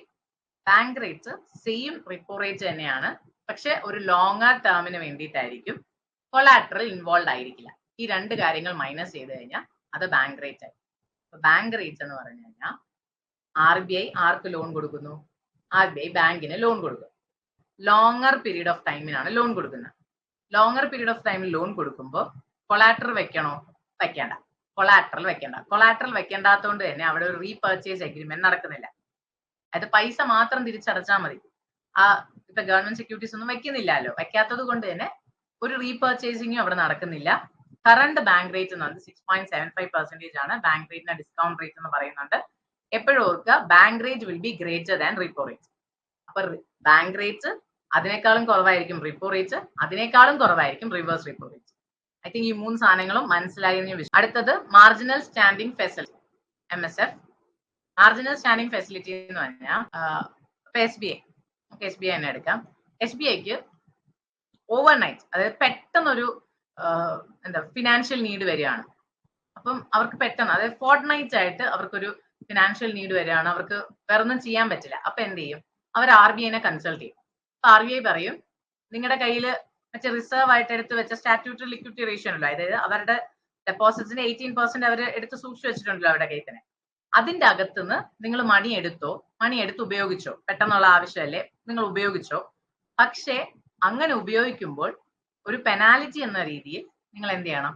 കുറച്ച് അതായത് ഒരു ഇൻട്രസ്റ്റ് ആർക്ക് അടയ്ക്കണം? RBIക്ക് അടയ്ക്കണം. അതാണ് 6.75%. അതായത് കറന്റ് MSF എന്ന് പറഞ്ഞത് 6.75% ആണ്. അതായത് പെട്ടെന്ന് ഓവർനൈറ്റ് ആയിട്ട് ഒരു ഫിനാൻഷ്യൽ എമർജൻസി ഒരു ബാങ്കിന് ഉണ്ടാവുകയാണെങ്കിൽ RBI ആ ബാങ്കിന് അവരുടെ സ്റ്റാറ്റ്യൂട്ടറി ലിക്വിഡിറ്റി റേഷ്യോയിൽ നിന്ന് പൈസ എടുത്ത് ഉപയോഗിക്കാനുള്ള അനുമതി കൊടുക്കും. അങ്ങനെ അനുമതി കൊടുത്തു കഴിഞ്ഞാൽ ഒരു പെനാലിറ്റി എന്ന രീതിയിൽ അവരൊരു ഇൻട്രസ്റ്റ് ആർക്ക് അടയ്ക്കണം? RBIയിൽ അടയ്ക്കണം. ആ ഇൻട്രസ്റ്റ് റേറ്റിനെയാണ് നമ്മൾ മാർജിനൽ സ്റ്റാൻഡിംഗ് ഫെസിലിറ്റി എന്ന് പറയുന്നത്. I think that's also clear. അടുത്തെന്ന് പറയുന്നത് standing deposit facility. Standing deposit facility എന്ന് പറയുന്നത് നമ്മൾ റിവേഴ്സ് റീപ്പോ റേറ്റ് പറഞ്ഞില്ലേ, റിവേഴ്സ് റീപ്പോ റേറ്റ് ഒന്ന് ഓർത്തെടുക്കുക. റിവേഴ്സ് റീപ്പോ റേറ്റ് എന്ന് പറഞ്ഞാൽ ബാങ്ക് മണി എവിടെ കൊണ്ടുവയ്ക്കും? RBIയിൽ വെക്കും. അപ്പൊ മണി ബാങ്കിൽ നിന്ന് RBIയിലോട്ട് പോകുന്നു, ഷോർട്ട് ടേമിനാണ് പോകുന്നത്. ഇതിന് പകരമായിട്ട് എന്ത് ചെയ്യും? RBI കൊളാറ്ററൽ വെക്കണം, ബാങ്കിൽ വെക്കണം. പക്ഷെ ഇതിവിടെ തിരിച്ച് എന്താന്ന് വെച്ചാൽ കൊളാറ്റർ മാത്രം ഇല്ല. സ്റ്റാൻഡിംഗ് ഡെപ്പോസിറ്റ് ഫെസിലിറ്റി എന്ന് പറഞ്ഞാൽ ബാങ്കിന്റെ കയ്യിൽ ഒരുപാട് എമൗണ്ട് എക്സസ് ആയിരിക്കുമ്പോൾ ബാങ്ക് ആ പൈസ കൊണ്ടുവന്ന് RBIയിൽ ഡെപ്പോസിറ്റ് ചെയ്യും. അപ്പൊ RBI എന്ത് ചെയ്യും? ഒരു ഇത്ര ശതമാനം ഇൻട്രസ്റ്റ് റേറ്റ് ആർക്ക് കൊടുക്കും? ബാങ്കിന് കൊടുക്കും. ആ ഇൻട്രസ്റ്റ് റേറ്റ് 6.25, ഡെപ്പോസിറ്റ് ചെയ്യുന്നത് 6.25 റേറ്റ് ഇൻട്രസ്റ്റിൽ ബാങ്കിന് കൊടുക്കും. പക്ഷെ ഇവിടെ ഗവൺമെന്റ് സെക്യൂരിറ്റീസ് ഒന്നും അങ്ങോട്ടും ഇങ്ങോട്ടും എക്സ്ചേഞ്ച് ചെയ്യുന്നില്ല. അങ്ങനെ ഒരു കാര്യമേ ഇല്ല. റിവേഴ്സ് റീപ്പോ റേറ്റിൽ ഗവൺമെന്റ് സെക്യൂരിറ്റീസിന്റെ കാര്യം അങ്ങ് മാറ്റി കളഞ്ഞാൽ അപ്പൊ കിട്ടുന്നതാണ് സ്റ്റാൻഡിംഗ് ഡെപ്പോസിറ്റ് ഫെസിലിറ്റി എന്ന് പറയുന്നത്. അത് 6.5 ആണ്. ഐ തിങ്ക് നിങ്ങൾക്ക് ക്ലിയർ ആണെന്ന് തോന്നുന്നു. ഇത്രയൊന്ന് ക്ലിയർ ആണെങ്കിൽ നിങ്ങൾ എസ് എന്നോ എങ്ങാനും ഒന്ന് ടൈപ്പ് ചെയ്യുവാണെങ്കിൽ വിൽ ഗോ ടു ദി, ആരെങ്കിലും ഒരു എസ് ഇടുവാണെങ്കിൽ will go to the next portion. Next ഇതുവരെ പറഞ്ഞതൊക്കെ എന്തിൽ വരുന്നതാ? ക്വാണ്ടിറ്റേറ്റീവ് ടൂൾസിലാണ്. അത് ഇൻഡയറക്റ്റ് ടൂൾസ് ആണ്. ഇൻഡയറക്ട്ലി, അതായത് ഇവര് ആക്ച്വലി ബാങ്കിലെ എന്താ ക്രെഡിറ്റിനെയാണ് കൺട്രോൾ ചെയ്യുന്നത്. ബാങ്കിന് ലോൺ കൊടുക്കാൻ പറ്റുന്ന ആ എമൗണ്ടിനെ കൺട്രോൾ ചെയ്തിട്ട് ഇവഞ്ച്വലി ഇൻവെസ്റ്റ്മെന്റ് കുറച്ച് ഇൻഫ്ലേഷൻ കുറയ്ക്കാണ്. അപ്പൊ ഡയറക്റ്റ് ആയിട്ട് ഇൻഫ്ലേഷൻ കുറയ്ക്കുന്നില്ല. അതുകൊണ്ടാണ് ഇവിടെ ഇൻഡയറക്റ്റ് മെത്തേഡ് എന്ന് പറയുന്നത്. ഇനി അടുത്തത് ക്വാളിറ്റേറ്റീവ് മെത്തേഡ്സ് ആണ് പറയുന്നത്. അവർ ഡയറക്റ്റ് ആയിട്ട് ഇൻഫ്ലേഷൻ കുറയ്ക്കാനാണ് ഹെൽപ്പ് ചെയ്യുന്നത്. അപ്പം അതിൽ ഒരെണ്ണമാണ് rationing of credit. Rationing of credit എന്ന് പറയുന്നത് നമ്മുടെ സാധാരണ ബാങ്കുകൾ എന്ത് ചെയ്യാം? ബാങ്കുകൾ റിസ്ക്, നമ്മുടെ അഗ്രികൾച്ചർ അതുപോലുള്ള സെക്ടേഴ്സിൽ ബാങ്ക് ലോൺ കൊടുക്കുവാണെങ്കിൽ അവർക്ക് കുറച്ചുകൂടെ റിസ്ക് കൂടുതലായിരിക്കും. കാരണം ഇപ്പൊ നാച്ചുറൽ കലാമിറ്റീസ് വന്ന് എല്ലാം നശിച്ചു പോയി കഴിഞ്ഞാൽ അവർക്ക് തിരിച്ചടയ്ക്കാൻ പറ്റില്ലല്ലോ ഫാമേഴ്സിനെ. അപ്പൊ അവിടെ റിസ്ക് ഉണ്ട് ഒരുപാട്. പക്ഷെ ഒരു ഇൻഡസ്ട്രിയലിസ്റ്റിന് കൊടുക്കുവാണെങ്കിൽ അത്രയും റിസ്ക് ഇല്ല. അപ്പം ബാങ്കുകൾ പൊതുവെ എന്ത് ചെയ്യും? മണി കൂടുതലായിട്ട് ഈ ഇൻഡസ്ട്രിയലിസ്റ്റിന് കൊടുക്കാനായിരിക്കും താല്പര്യപ്പെടുക. പക്ഷെ നമ്മുടെ RBI പറയും, അങ്ങനെ നിങ്ങൾ എല്ലാ എമൗണ്ടും കൂടെ ഇൻഡസ്ട്രിയലിസ്റ്റിന് കൊടുത്ത് ഇൻഫ്ലേഷൻ ഉണ്ടാക്കണ്ട. നിങ്ങൾ കൊടുക്കുന്നതിന്റെ ഒരു ഇത്ര ശതമാനം നിങ്ങൾ പ്രയോറിറ്റി സെക്ടറിന് കൊടുത്തേ പറ്റും എന്ന് പറഞ്ഞ് ക്രെഡിറ്റിന് ഒരു റേഷൻ വെക്കും. അതായത് ഇത്ര ശതമാനം ഇവർക്ക് കൊടുക്കണം, ഇത്ര ശതമാനം അവർക്ക് കൊടുക്കണം, ഇത്ര ശതമാനം ഇവർക്ക് കൊടുക്കണം എന്ന് പറഞ്ഞൊരു പർട്ടിക്കുലർ ലിമിറ്റിംഗ് സെറ്റ് ചെയ്യും. അതായത് നിങ്ങൾ കൊടുക്കുന്ന ലോണ് ഇത്ര ശതമാനം ഇവർക്ക് കൊടുത്തേ പറ്റും. ഇപ്പൊ നിങ്ങൾ 100% ലോൺ കൊടുക്കുകയാണെങ്കിൽ, ഇപ്പം 100 ലോൺ കൊടുക്കുകയാണെങ്കിൽ അതിൽ 40 ലോൺ പ്രയോറിറ്റി സെക്ടറിനായിരിക്കണം എന്ന് പറഞ്ഞൊരു കണ്ടീഷൻ വെക്കും. അതിനെയാണ് റേഷനിങ് ഓഫ് ക്രെഡിറ്റ് എന്ന് പറയുന്നത്. അപ്പോൾ പ്രയോറിറ്റി സെക്ടറിന് 40% ലോൺസ് ആണ് ഒരു ബാങ്ക് കൊടുക്കേണ്ടത്. അതായത് അവർ ടോട്ടൽ ആയിട്ട് കൊടുക്കുന്നത്. ഇപ്പൊ 100 ലോൺ കൊടുത്താൽ 40 ലോൺസ് കൊടുക്കണം. അതിൽ തന്നെ ഇപ്പൊ അഗ്രികൾച്ചറിന് എത്രയാണ്? 18% കൊടുക്കണം. വീക്കർ സെക്ഷന് 12%, മൈക്രോ എന്റർപ്രൈസിന് 7.5%. അത് 1% ആണ്. അതായത് പ്രയോറിറ്റി സെക്ടർ ലെൻഡിങ്ങിന്റെ എങ്ങനെയാണ് ഡിവിഷൻ എന്നുള്ളതാണ് പറയുന്നത്. അതിനെയാണ് ക്രെഡിറ്റ് റേഷനിങ് എന്ന് പറയുന്നത്. അടുത്തെന്ന് പറയുന്നത് മാർജിൻ റിക്വയർമെന്റ്. മാർജിൻ റിക്വയർമെന്റ് എന്ന് പറഞ്ഞാൽ ഒരു ബാങ്കിൽ നമ്മൾ ലോൺ എടുക്കാൻ പോകുമ്പോൾ നമ്മൾ എന്തെങ്കിലും ഒരു കൊലാട്രൽ വെക്കുമല്ലോ. ഇപ്പൊ സപ്പോസ് നമ്മളൊരു പ്രോപ്പർട്ടിയാണ് വെക്കുന്നതെന്ന് വെച്ചോ, 10 ലക്ഷം രൂപയുള്ള ഒരു പ്രോപ്പർട്ടിയാണ് വെക്കുന്നത്. അപ്പൊ ബാങ്ക് നമുക്ക് 10 ലക്ഷം രൂപ തരുമോ ഈ പ്രോപ്പർട്ടിക്ക്? അതായത് മാർക്കറ്റിൽ ആ പ്രോപ്പർട്ടിക്ക് 10 ലക്ഷം രൂപയുണ്ട്. പക്ഷെ 10 ലക്ഷം രൂപ ബാങ്ക് തരില്ല. ബാങ്ക് ചിലപ്പോൾ നമുക്ക് 7 ലക്ഷമോ ചിലപ്പോൾ 6 ലക്ഷം രൂപയെ നമുക്ക് തരുള്ളൂ. അപ്പൊ ബാങ്ക് പറയും 6 ലക്ഷം രൂപ ഈ പ്രോപ്പർട്ടിക്ക് തരാൻ പറ്റും. അപ്പൊ അതിനെയാണ് ആ ഒരു ഡിഫറൻസ് ഇല്ലേ, ആക്ച്വൽ എമൗണ്ടും നമുക്ക് കിട്ടുന്ന എമൗണ്ടും തമ്മിലുള്ള ഡിഫറൻസിനെയാണ് നമ്മൾ മാർജിൻ എന്ന് പറയുന്നത്. എന്തുകൊണ്ടാണ് ഈ മാർജിൻ വെക്കുന്നത്? ഈ മാർജിൻ വെക്കുന്നത് എന്താന്ന് പറഞ്ഞാൽ ചിലപ്പോൾ നാളെ ഒരു കാലത്ത് ഈ പ്രോപ്പർട്ടിക്ക് 10 ലക്ഷം രൂപ വിലയുള്ള ഈ പ്രോപ്പർട്ടിക്ക് ചിലപ്പോൾ നാളെ ഒരു സമയത്ത് വില ഇടിഞ്ഞ എന്ത് ബാങ്കിന് നഷ്ടം ഉണ്ടാകാൻ പാടില്ലല്ലോ. അപ്പൊ അതുകൊണ്ടാണ് ഈ മാർജിൻ വെക്കുന്നത്. അപ്പൊ ഒന്ന് ആലോചിച്ച് നോക്കിയേ, ഇത് എങ്ങനെ ഇൻഫ്ലേഷൻ കൺട്രോൾ ചെയ്യുമെന്ന് ഞാൻ പറഞ്ഞുതരാം. ബാങ്കിന്റെ അടുത്ത് ഈ RBI ആണ് ഫിക്സ് ചെയ്യുന്നത് ഈ മാർജിൻ എത്ര വേണം എന്നുള്ളത്. ഈ മാർജിൻ ഒരുപാട് ഇൻഫ്ലേഷൻ ഒരുപാട് ഉള്ള ഒരു സമയമാണെങ്കിൽ എന്ത് പറ്റും, RBI പറയാണ് ഇപ്പൊ നിങ്ങൾ ഇപ്പം ഒറിജിനലി ഇപ്പൊ 10 ലക്ഷത്തിന്റെ ഒരു പ്രോപ്പർട്ടിക്ക് 6 ലക്ഷം രൂപയാണ് ഇവര് പ്രൊവൈഡ് ചെയ്യുന്നത്, ബാങ്ക് പ്രൊവൈഡ് ചെയ്യുന്നത് വെക്കാം. ഇതെല്ലാം സപ്പോസിഷൻസ് ആണ് കേട്ടോ. അപ്പോൾ 10 ലക്ഷത്തിന്റെ ഒരു പ്രോപ്പർട്ടിക്ക് 6 ലക്ഷം രൂപ ആണ് ബാങ്ക് തരുന്ന മാർജിൻ. ഇപ്പൊ ഇൻഫ്ലേഷൻ കൂടി നിൽക്കുന്ന സമയത്ത് RBI പറയും 6 ലക്ഷം ഒന്നും കൊടുക്കാൻ പറ്റില്ല, നിങ്ങൾ 4 ലക്ഷം രൂപ കൊടുത്താൽ മതി. അപ്പൊ 10 ലക്ഷത്തിന്റെ പ്രോപ്പർട്ടിക്ക് 4 ലക്ഷം രൂപയെ കിട്ടുള്ളൂ. അപ്പൊ ആരെങ്കിലും അത് കൊണ്ട് വെക്കും? അത്ര എക്സ്ട്രീം നീഡുള്ള ആൾക്കാർ മാത്രമേ കൊണ്ട് വെക്കത്തുള്ളൂ. അപ്പൊ അവിടെ എന്ത് പറ്റും, ആൾക്കാർ വെക്കുന്നത് കുറയും. അപ്പം circulation amount of money circulate ചെയ്യുന്ന, കാരണം ആൾക്കാരുടെ കയ്യിൽ കാശില്ലാണ്ടാവും, ആൾക്കാർ ലോൺ എടുക്കത്തില്ല. ലോൺ എടുക്കാതിരിക്കുമ്പോൾ ഓൾറെഡി ഓട്ടോമാറ്റിക്കലി എന്താ ഇൻവെസ്റ്റ്മെന്റ്സ് കുറയും. ഇൻവെസ്റ്റ്മെന്റ്സ് കുറയുമ്പോൾ ഇൻഫ്ലേഷൻ ഓട്ടോമാറ്റിക്കലി കുറഞ്ഞു വരും. Okay, sorry. ഇനി അടുത്തത് regulation of consumer credit. Consumer credit regulation എന്ന് പറഞ്ഞാൽ ഇത് നമുക്ക് EMI ഡൗൺ പേയ്മെന്റ്സ് അങ്ങനെയൊക്കെ ഉണ്ടല്ലോ. അപ്പം കൺസ്യൂമേഴ്സ് സാധനം വാങ്ങിക്കാൻ പോകുമ്പോൾ ചിലപ്പോൾ നമുക്ക് 0% ഡൗൺ പേയ്മെന്റിൽ കിട്ടുന്ന സാധനം മൊത്തം EMI അടച്ചാൽ മതി. ചിലപ്പോൾ നമ്മൾ 20% ഡൗൺ പേയ്മെന്റ് നടത്തിയിട്ട് ബാക്കി EMI അടയ്ക്കാന്ന് പറയും. അപ്പോൾ ഒരു ഇൻഫ്ലേഷൻ നിൽക്കുന്ന ഒരു സമയമാണെന്ന് വെച്ചോ. അപ്പൊ RBI എന്ത് പറയും, RBI ബാങ്കിനോട് പറയും നിങ്ങളിപ്പോ 0% ഡൗൺ പേയ്മെന്റ് നടത്തിയിട്ട് കൊടുക്കാൻ പറ്റില്ല, അങ്ങനെ കൊടുക്കരുത്. ഒരാൾ അയാളുടെ 50, അപ്പൊ യൂഷ്വലി ഇപ്പൊ ഒരു സപ്പോസിഷൻ നമുക്ക് സിറ്റുവേഷൻ എടുക്കാം. ഒരു നോർമൽ സിറ്റുവേഷനിൽ 20% റുപ്പീസ് ഡൗൺ പേയ്മെന്റ് അടയ്ക്കുക, ബാക്കി 80% EMI ആയിട്ട് അടച്ചാൽ മതി എന്ന് പറഞ്ഞാണ് ഒരാളൊരു കാർ വാങ്ങിക്കുന്നതെന്ന് വെച്ചാൽ. അപ്പൊ ഇൻഫ്ലേഷൻ ഉള്ള ഒരു സമയത്ത് എന്ത് ചെയ്യും, RBI പറയും പറ്റില്ല, 20% ഡൗൺ പേയ്മെന്റ് ചെയ്താൽ പോരാ, നിങ്ങൾ 50% ഡൗൺ പേയ്മെന്റ് ചെയ്തിട്ട് ബാക്കി 50% മാത്രം EMI അടച്ചാൽ മതി, EMI അടയ്ക്കാൻ പറ്റുള്ളൂ എന്ന് പറയാണ്. അപ്പൊ 50% എമൗണ്ട് അയാൾ ഡയറക്ട്ലി അടയ്ക്കണം. അപ്പോൾ ആൾക്കാർ എന്ത് ചെയ്യും, ആൾക്കാർ ആ ഇൻവെസ്റ്റ്മെന്റ് നടത്താൻ ഒരു മടി കാണിക്കും. കാരണം അത്ര എമൗണ്ട് ക്യാഷ് വേണം അടയ്ക്കാനായിട്ട്. ഇപ്പൊ 10 ലക്ഷത്തിന്റെ ഒരു കാർ ആണെങ്കിൽ 5 ലക്ഷം രൂപ കയ്യിലുണ്ടെങ്കിൽ അത് അടച്ച് ബാക്കി 5 ലക്ഷത്തിന് മാത്രമേ ലോൺ കിട്ടുള്ളൂ. അപ്പൊ ആൾക്കാർ എന്ത് ചെയ്യും, ഒന്നും കൂടെ തിങ്ക് ചെയ്യും, പിന്നെ എടുത്താൽ മതി. അപ്പം ആൾക്കാർ ഇൻവെസ്റ്റ്മെന്റ് നടത്തുന്നത് കുറയും. ഇൻവെസ്റ്റ്മെന്റ് നടത്തുന്നത് കുറയുമ്പോൾ ഓട്ടോമാറ്റിക്കലി ഇൻഫ്ലേഷൻ കൺട്രോൾഡ് ആവും. ഓക്കെ, ഇനി പബ്ലിസിറ്റി എന്ന് പറഞ്ഞാൽ വേറൊന്നുമില്ല. RBI ഒരു പബ്ലിക് നോട്ടീസ്, അതായത് നമ്മുടെ കസ്റ്റമേഴ്സിനും ജനറൽ പബ്ലിക്കിനും ഒക്കെ മനസ്സിലാക്കി കൊടുക്കും. ഇത് ഇപ്പൊ നമ്മുടെ സിറ്റുവേഷൻ ഇങ്ങനെയാണ്, ഇവിടെ ഇൻഫ്ലേഷൻ നടക്കുന്നതുകൊണ്ട് തന്നെ നമ്മൾ ഇൻട്രസ്റ്റ് റേറ്റ്സ് ഒക്കെ കൂട്ടാൻ പോവാണ്, ഇൻട്രസ്റ്റ് റേറ്റ്സ് ഇത്രയും കൂട്ടി വെക്കുമ്പോഴത്തേക്കും അങ്ങനെ എല്ലാ കാര്യങ്ങളും, അതായത് RBIയിലെ മൊത്തം സിസ്റ്റവും പബ്ലിസൈസ് ചെയ്ത് വെക്കുമ്പോഴത്തേക്ക് ആൾക്കാർക്കൊക്കെ കറക്റ്റ് മനസ്സിലാവും, ഓ ഇങ്ങനെയാണല്ലേ, അപ്പൊ ഇവിടെ ഇങ്ങനെ നടക്കുന്നുണ്ട്, ഇൻട്രസ്റ്റ് റേറ്റ് മറ്റേനേക്കാളും കൂടുതലാണല്ലേ, അപ്പം കൊമേഴ്ഷ്യൽ ബാങ്കിൽ ഇത്ര ഇൻട്രസ്റ്റ് റേറ്റ് ഉണ്ട്, ഓരോ ബാങ്കിലും എത്ര ഇൻട്രസ്റ്റ് റേറ്റ് വെക്കുന്നു, അങ്ങനത്തെ അതെല്ലാം കാണിക്കും. അപ്പൊ ആൾക്കാർ സെക്കൻഡ് തോട്ട്സ് വരും ആൾക്കാർക്ക്, അയ്യോ ഇത്രയും നടത്തണോ, കാരണം എല്ലാം മനസ്സിലായല്ലോ, ഫുൾ നോളജ്, നമുക്കൊരു സാധനത്തിനെ കുറിച്ച് ഡീറ്റെയിൽഡ് നോളജ് കിട്ടിക്കഴിയുമ്പോൾ നമുക്കൊരു സെക്കൻഡ് മൈൻഡ് തോട്ട്സ് ഉണ്ടാവുമല്ലോ, അയ്യോ ഇപ്പൊ അത് ചെയ്യണോ, ഇപ്പൊ വേണ്ട എന്ന് വെക്കുന്ന ആൾക്കാണ്. അങ്ങനെ അതാണ് വേറൊരു മെത്തേഡ്. അടുത്തതെന്ന് പറഞ്ഞു കഴിഞ്ഞാൽ ബേസിക്കലി ഇത് ചെയ്യുന്നത്, അത് ഈ RBI എന്ത് ചെയ്യുന്ന വെച്ചാൽ ഈ ബാങ്കിനോട് പറയും നമ്മൾ ഇത്രയും ശതമാനം കൊടുത്തല്ലേ പറ്റുള്ളൂ. അതായത് ഒരു പെർസ്വേഷൻ, ബാങ്ക്സിനെ ഇങ്ങനെ അഡ്വൈസ് ചെയ്യും, നിങ്ങൾ ഇത്രയും ശതമാനം കൊടുക്കണം എങ്കിലേ, അതായത് ഇത്രയും ലോൺസ് നിങ്ങൾ നമ്മുടെ ഇപ്പൊ ഇൻഫ്ലേഷൻ ഇത്രയും നടന്നുകൊണ്ടിരിക്കുമ്പോൾ ഇത്രയും ലോൺസ് കൊടുത്താൽ ഇവിടെ അങ്ങനെ ആവത്തില്ലേ എന്നൊക്കെ പറഞ്ഞ് അവരെ ഇങ്ങനെ പെർസ്വേഡ് ചെയ്യും ലോൺസ് കൊടുക്കാതിരിക്കാൻ, ഇൻഫ്ലേഷൻ കത്തി നിൽക്കുന്ന ഒരു സമയത്ത്. അതേസമയം ഡീഫ്ലേഷൻ ആയിരിക്കുന്ന സമയത്ത് നിങ്ങൾ കുറെ കൂടെ ലോൺ കൊടുക്കൂ, കുറെ കൂടി ടാർഗറ്റ്സ് അച്ചീവ് ചെയ്യും എന്ന് പറഞ്ഞ് അവരെ മോട്ടിവേറ്റ് ചെയ്യും ലോൺ കൊടുക്കാനായിട്ട്. അല്ലെങ്കിൽ അവർ ചെയ്യുന്നത് പറഞ്ഞാൽ RBI ആണല്ലോ ഒരു അപ്പെക്സ് ഇൻസ്റ്റിറ്റ്യൂഷൻ ആയിട്ട് അവർ ഓർഡർ ചെയ്യാലോ, നിങ്ങൾ ഇത്രയും പെർസെന്റേജ്, ഇപ്പൊ ബാങ്കിലൊക്കെ വർക്ക് ചെയ്യുന്ന ആൾക്കാർ പറയുന്ന കേൾക്കാം, എന്താ ടാർഗറ്റ് ഇത്ര അച്ചീവ് ചെയ്തേ പറ്റത്തുള്ളൂ, ഇത്രയും ലോൺസ് ഉണ്ടെങ്കിലേ പറ്റത്തുള്ളൂ എന്നും മേളിൽ നല്ല പ്രഷറുണ്ട്, ഒരു 40% ലോൺസ് വേണം, അല്ലെങ്കിൽ ഇത്രയും ലോൺസ് കൊണ്ടുവരണം, ഒരാൾ ഇത്രയും ലോൺ ആണെങ്കിൽ ഇത്ര ഒരു 1 crore ലോൺസ് അടുപ്പിച്ച് കൊടുത്തിരുന്നിക്കണം എന്നൊക്കെ പറഞ്ഞിട്ട് ടാർഗറ്റ്സ് ഉണ്ടെന്ന് പറയും. അപ്പൊ അതൊരു എന്താ പറയാ, അതൊരു നമ്മള് ഒരു അപ്പെക്സ് ഇൻസ്റ്റിറ്റ്യൂഷൻ ആയതുകൊണ്ട് അവർക്ക് പ്രഷറൈസ് ചെയ്യാൻ പറ്റും. അപ്പൊ അങ്ങനെ ഡിഫറെന്റ് മെത്തേഡ്സ്, പ്രഷറൈസേഷൻ അല്ലെങ്കിൽ പെർസ്വേഷൻ മെത്തേഡ്, അങ്ങനെ അല്ല അഡ്വൈസ്, റിക്വസ്റ്റ്, അങ്ങനെ ഡിഫറെന്റ് ഫോംസ് ഉപയോഗിച്ച് അവര് എന്താ ഈ ഇൻഫ്ലേഷനെയും ഡിഫ്ലേഷനെയും കൺട്രോൾ ചെയ്യാൻ വേണ്ടി RBI ബാങ്ക്സിനെ പെർസ്വേഡ് ചെയ്യുന്നതിനെയാണ് നമ്മൾ അത് പറയുന്നത്. അടുത്തതെന്ന് പറയുന്നത് ഡയറക്റ്റ് ആക്ഷൻ. ഡയറക്റ്റ് ആക്ഷൻ എന്ന് പറഞ്ഞാൽ വേറൊന്നുമില്ല.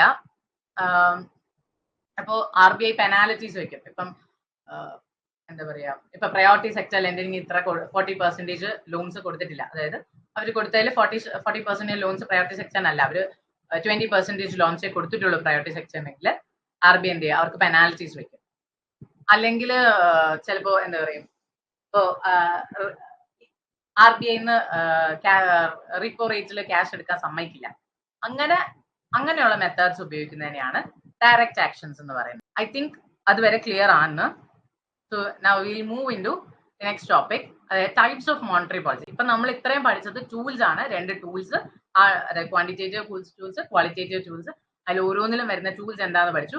Next we are moving into the next portion, അതായത് ടൈപ്സ് ഓഫ് മോണിറ്ററി പോളിസി. രണ്ടെണ്ണം ഉണ്ട്, expansionary monetary policy, contractionary monetary policy ഉണ്ട്.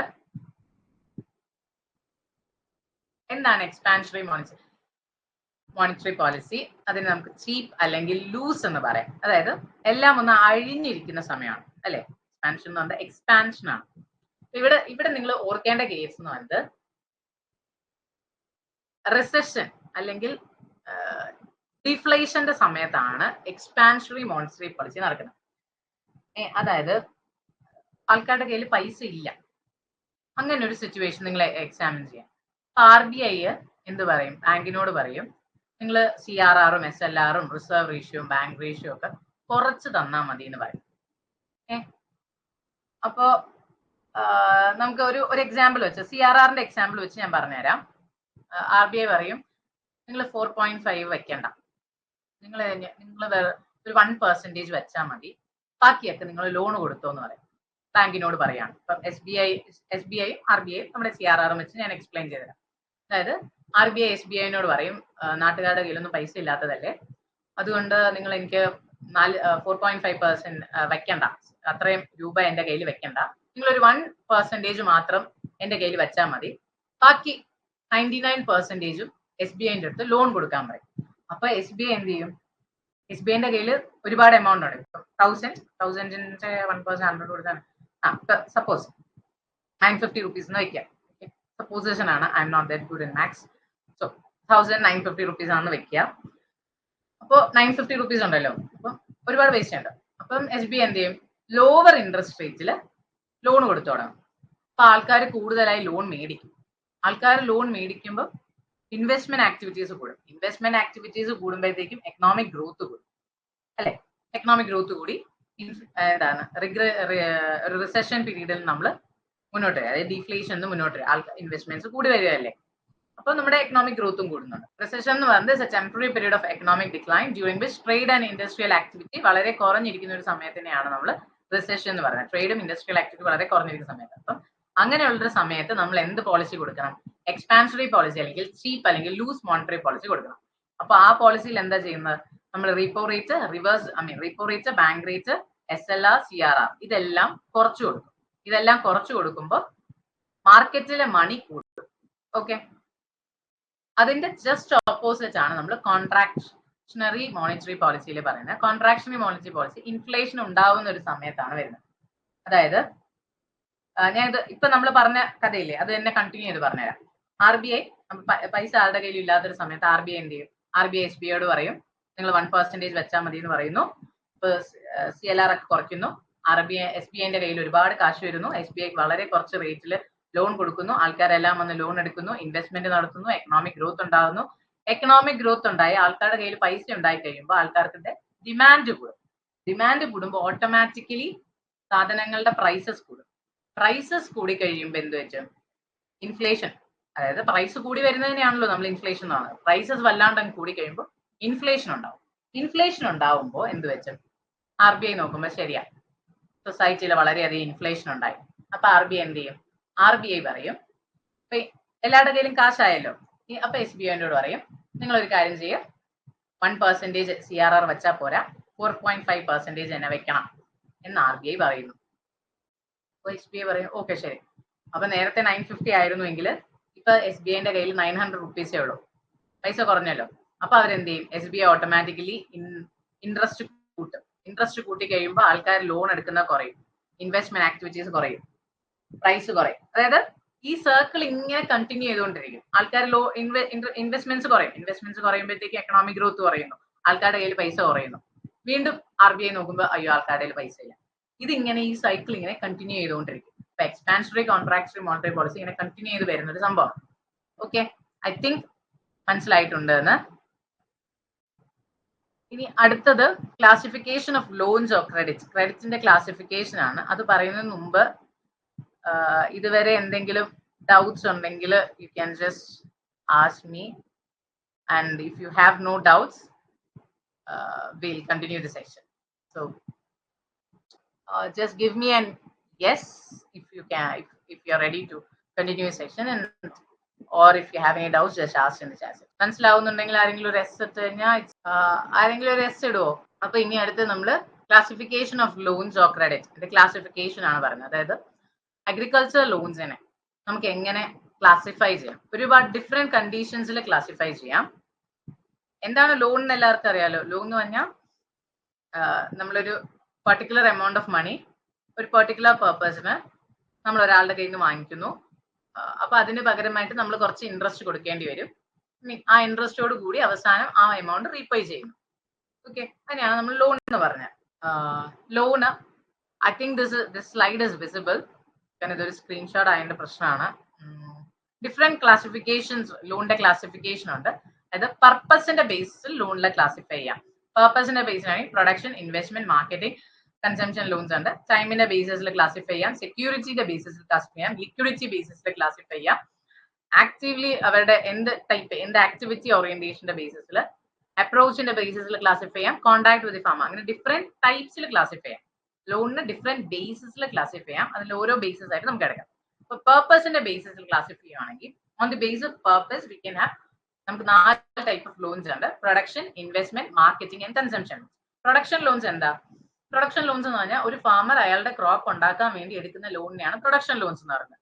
അതുകൊണ്ട് തന്നെ ഇപ്പം നമ്മള് പാഡി ഫാമേഴ്സ് എടുക്കാന്ന് വെച്ചു, അപ്പൊ അയാളുടെ ക്രോപ്പ് ഒരു 6 months 8 months കൊണ്ട് ക്രോപ്പ് കൾട്ടിവേഷൻ ഒക്കെ നടന്ന് സംഭവം തീരുവാണെങ്കിൽ അയാൾ ആ ഒരു കൾട്ടിവേഷൻ കഴിഞ്ഞുണ്ടാകുന്ന പൈസ കൊണ്ട് അയാൾ ആ ലോൺ അടച്ചു തീർക്കും. അപ്പൊ അതിനെയാണ് സീസണൽ അഗ്രികൾച്ചറൽ ഓപ്പറേഷൻ ലോൺസ് എന്ന് പറയുന്നത്. എന്താണ് seasonal agriculture operation loans? Production പർപ്പസിന് വേണ്ടി എടുക്കുന്ന ലോൺസ് ആണ്. കാരണം അവർ ഷോർട്ട് ഡ്യൂറേഷൻ ആയിരിക്കും, ഒരു ഷോർട്ട് ടേം ലോൺസ് ആയിരിക്കും ഇവരൊക്കെ. അപ്പോൾ ആ ഒരു നമ്മളൊരു ലോൺ എടുക്കുന്നു, ഒരു ക്രോപ്പ് കൾട്ടിവേറ്റ് ചെയ്യുന്നു, അത് ഹാർവെസ്റ്റ് ചെയ്യുന്നു, ഹാർവെസ്റ്റ് ചെയ്ത് കിട്ടുന്ന പൈസ കൊണ്ട് ആ ലോൺ അടച്ചു തീർക്കുന്നു. അപ്പൊ 6 to 18 months ലോൺ തീരും. അതിനെയാണ് പ്രൊഡക്ഷൻ ലോൺസ് എന്ന് പറയുന്നത്. ഇൻവെസ്റ്റ്മെന്റ് ലോൺസ് എന്ന് പറയുന്നത് ഇപ്പൊ ട്രാക്ടറോ പമ്പ് സെറ്റോ അങ്ങനെയൊക്കെ ഉള്ള ഒരു വെല്ലോ അങ്ങനെയുള്ള സാധനം, ട്യൂബ് വെല്ലോ ഒക്കെ ഉണ്ടാക്കാൻ വേണ്ടിയിട്ട് ഒരു ലോൺ എടുക്കുവാണെങ്കിൽ അതിനെയാണ് നമ്മൾ ഇൻവെസ്റ്റ്മെന്റ് ലോൺസ് എന്ന് പറയുന്നത്. അപ്പൊ അതൊരു ഇൻവെസ്റ്റ്മെന്റ് ആണ്, കുറേ നാളത്തേക്ക് വേണ്ടിയുള്ള ഒരു ഇൻവെസ്റ്റ്മെന്റ് ആണ്. അപ്പൊ ഒരു വർഷം കൊണ്ട് അപ്പം ഇതുണ്ടാക്കിയ ഉടനെ നമുക്ക് ആ പൈസ തിരിച്ചടയ്ക്കാൻ പറ്റില്ലല്ലോ. അതിന്ന് പതുക്കെ അല്ലേ കാശ് തിരിച്ചടച്ചെടുക്കാൻ പറ്റുള്ളൂ. അപ്പൊ ഇൻവെസ്റ്റ്മെന്റ് ലോൺസ് എന്ന് പറയുന്നത് മോർ ദാൻ 1 പീരീഡ് ആയിരിക്കും അവരുടെ ഈ എമൗണ്ട്, അതായത് അവരുടെ ഒരു ഡ്യൂറേഷൻ എന്ന് പറയുന്നത് മോർ ദാൻ 1 year ആയിരിക്കും. ട്രാക്ടർ ഒക്കെ എടുക്കാൻ ഉപയോഗിക്കുന്ന ലോൺസിനാണ് ഇൻവെസ്റ്റ്മെന്റ് ലോൺസ് എന്ന്. ഇനി മാർക്കറ്റിംഗ് ലോൺസ് എന്ന് പറയുന്നത് ഇപ്പം ഇപ്പൊ ഈ നമ്മൾ കേട്ടില്ലേ, ഇപ്പം ഈ ഫാമർ വെയർ ഹൗസിൽ കൊണ്ടുവന്ന സാധനം വെച്ചിട്ട് അപ്പൊ അവിടെ വെയർ ഹൗസിന് ഒരു റെസിപ്റ്റ് കിട്ടും. ആ റെസിപ്റ്റ് ബാങ്കിൽ കൊണ്ടുവന്ന് കൊടുത്തിട്ട് അതിന്റെ 75% ഇപ്പൊ റെസിപ്റ്റിൽ അവർ എഴുതിയിരിക്കും ഇത്ര ക്വിന്റൽ ഓഫ് പാഡി വെച്ചിട്ടുണ്ട്, ആ പാഡിന്റെ വില ഇത്രയാണ്. നമുക്ക് സപ്പോസിഷൻ വെക്കാം, അതായത് 1000 rupees പ്രോഡക്റ്റ് വെയർ ഹൗസിൽ വെച്ചിട്ടുണ്ട് എന്ന് പറയുകയാണെങ്കിൽ അതിന്റെ 1000ന്റെ 75% എന്ത് കിട്ടും? ലോൺ ആയിട്ട് കിട്ടും. ഐ തിങ്ക് അത് മനസ്സിലായിട്ടുണ്ടെന്ന് വിചാരിക്കുന്നു. 750 rupees, അത് 1000 രൂപയുടെ സാധനമാണെങ്കിൽ 750 rupees അവർക്ക് എന്ത് കിട്ടും? ബാങ്കിൽ നിന്ന് ലോൺ ആയിട്ട് കിട്ടും, ഈ വെയർ ഹൗസ് റെസിപ്റ്റ് സബ്മിറ്റ് ചെയ്യുന്നവരെ. അപ്പൊ അങ്ങനെ സബ്മിറ്റ് ചെയ്യുമ്പം എന്താ പറയാ, ഡിസ്ട്രസ് സെയിൽ എന്ന് പറഞ്ഞാൽ ഐ തിങ്ക് എല്ലാവർക്കും അറിയാൻ തോന്നുന്നു, എങ്കിലും ഞാൻ എക്സ്പ്ലെയിൻ ചെയ്യാം. അതായത് ഒരു ഫാർമർ ഇപ്പോ ഒരു സാധനം പ്രൊഡ്യൂസ് ചെയ്തു, അപ്പൊ 1000 രൂപയ്ക്കുള്ള സാധനം പ്രൊഡ്യൂസ് ചെയ്തു, പക്ഷെ ഫാമറിന് പെട്ടെന്നൊരു ഫിനാൻഷ്യൽ നീഡ് വരെയാണ്. അപ്പം ഈ 1000 രൂപയുള്ള സാധനം ഒരു ട്രേഡർ എന്ന് പറയും, തനിക്കൊരു ഫിനാൻഷ്യൽ നീഡില്ലേ, താൻ എനിക്ക് ഈ സാധനം 800 റുപ്പീസ് ആണെങ്കിൽ ഞാൻ എടുത്തോളാം. അപ്പൊ അത് ഫാമറിന് നഷ്ടമാണ്. 1000 രൂപയ്ക്കുള്ള പ്രോഡക്റ്റ് ഉണ്ട്, പക്ഷെ അയാൾക്കത് അയാളുടെ സാഹചര്യം കൊണ്ട് 800 രൂപയ്ക്ക് വിൽക്കേണ്ടി വരുന്നു. അതിനെയാണ് നമ്മൾ ഡിസ്ട്രസ് സെയിൽ എന്ന് പറയുന്നത്. അപ്പൊ അങ്ങനെയുള്ള സെയിൽ ഒന്നും നടക്കാതിരിക്കാനും ഫാമറിന് അങ്ങനെയുള്ള അൺഎത്തിക്കൽ വേസ് എന്നൊക്കെ സപ്പോർട്ട് ചെയ്ത് ഹെൽപ്പ് ചെയ്യാൻ വേണ്ടിയിട്ടാണ് ഈ മാർക്കറ്റിംഗ് ലോൺസ്. അതായത് നമ്മുടെ മാർക്കറ്റിംഗ് ടൈമിന് ഉണ്ടാകുന്ന പ്രശ്നങ്ങളെ ഓവർകം ചെയ്യാൻ വേണ്ടി കൊടുക്കുന്ന ലോൺസിനെയാണ് മാർക്കറ്റിംഗ് ലോൺസ് എന്ന്. അതിന് എക്സാമ്പിൾ ഒരെണ്ണമാണ് ഈ വെയർ ഹൗസ് റെസിപ്റ്റ് വെച്ച് ലോൺ എടുക്കുന്നത്.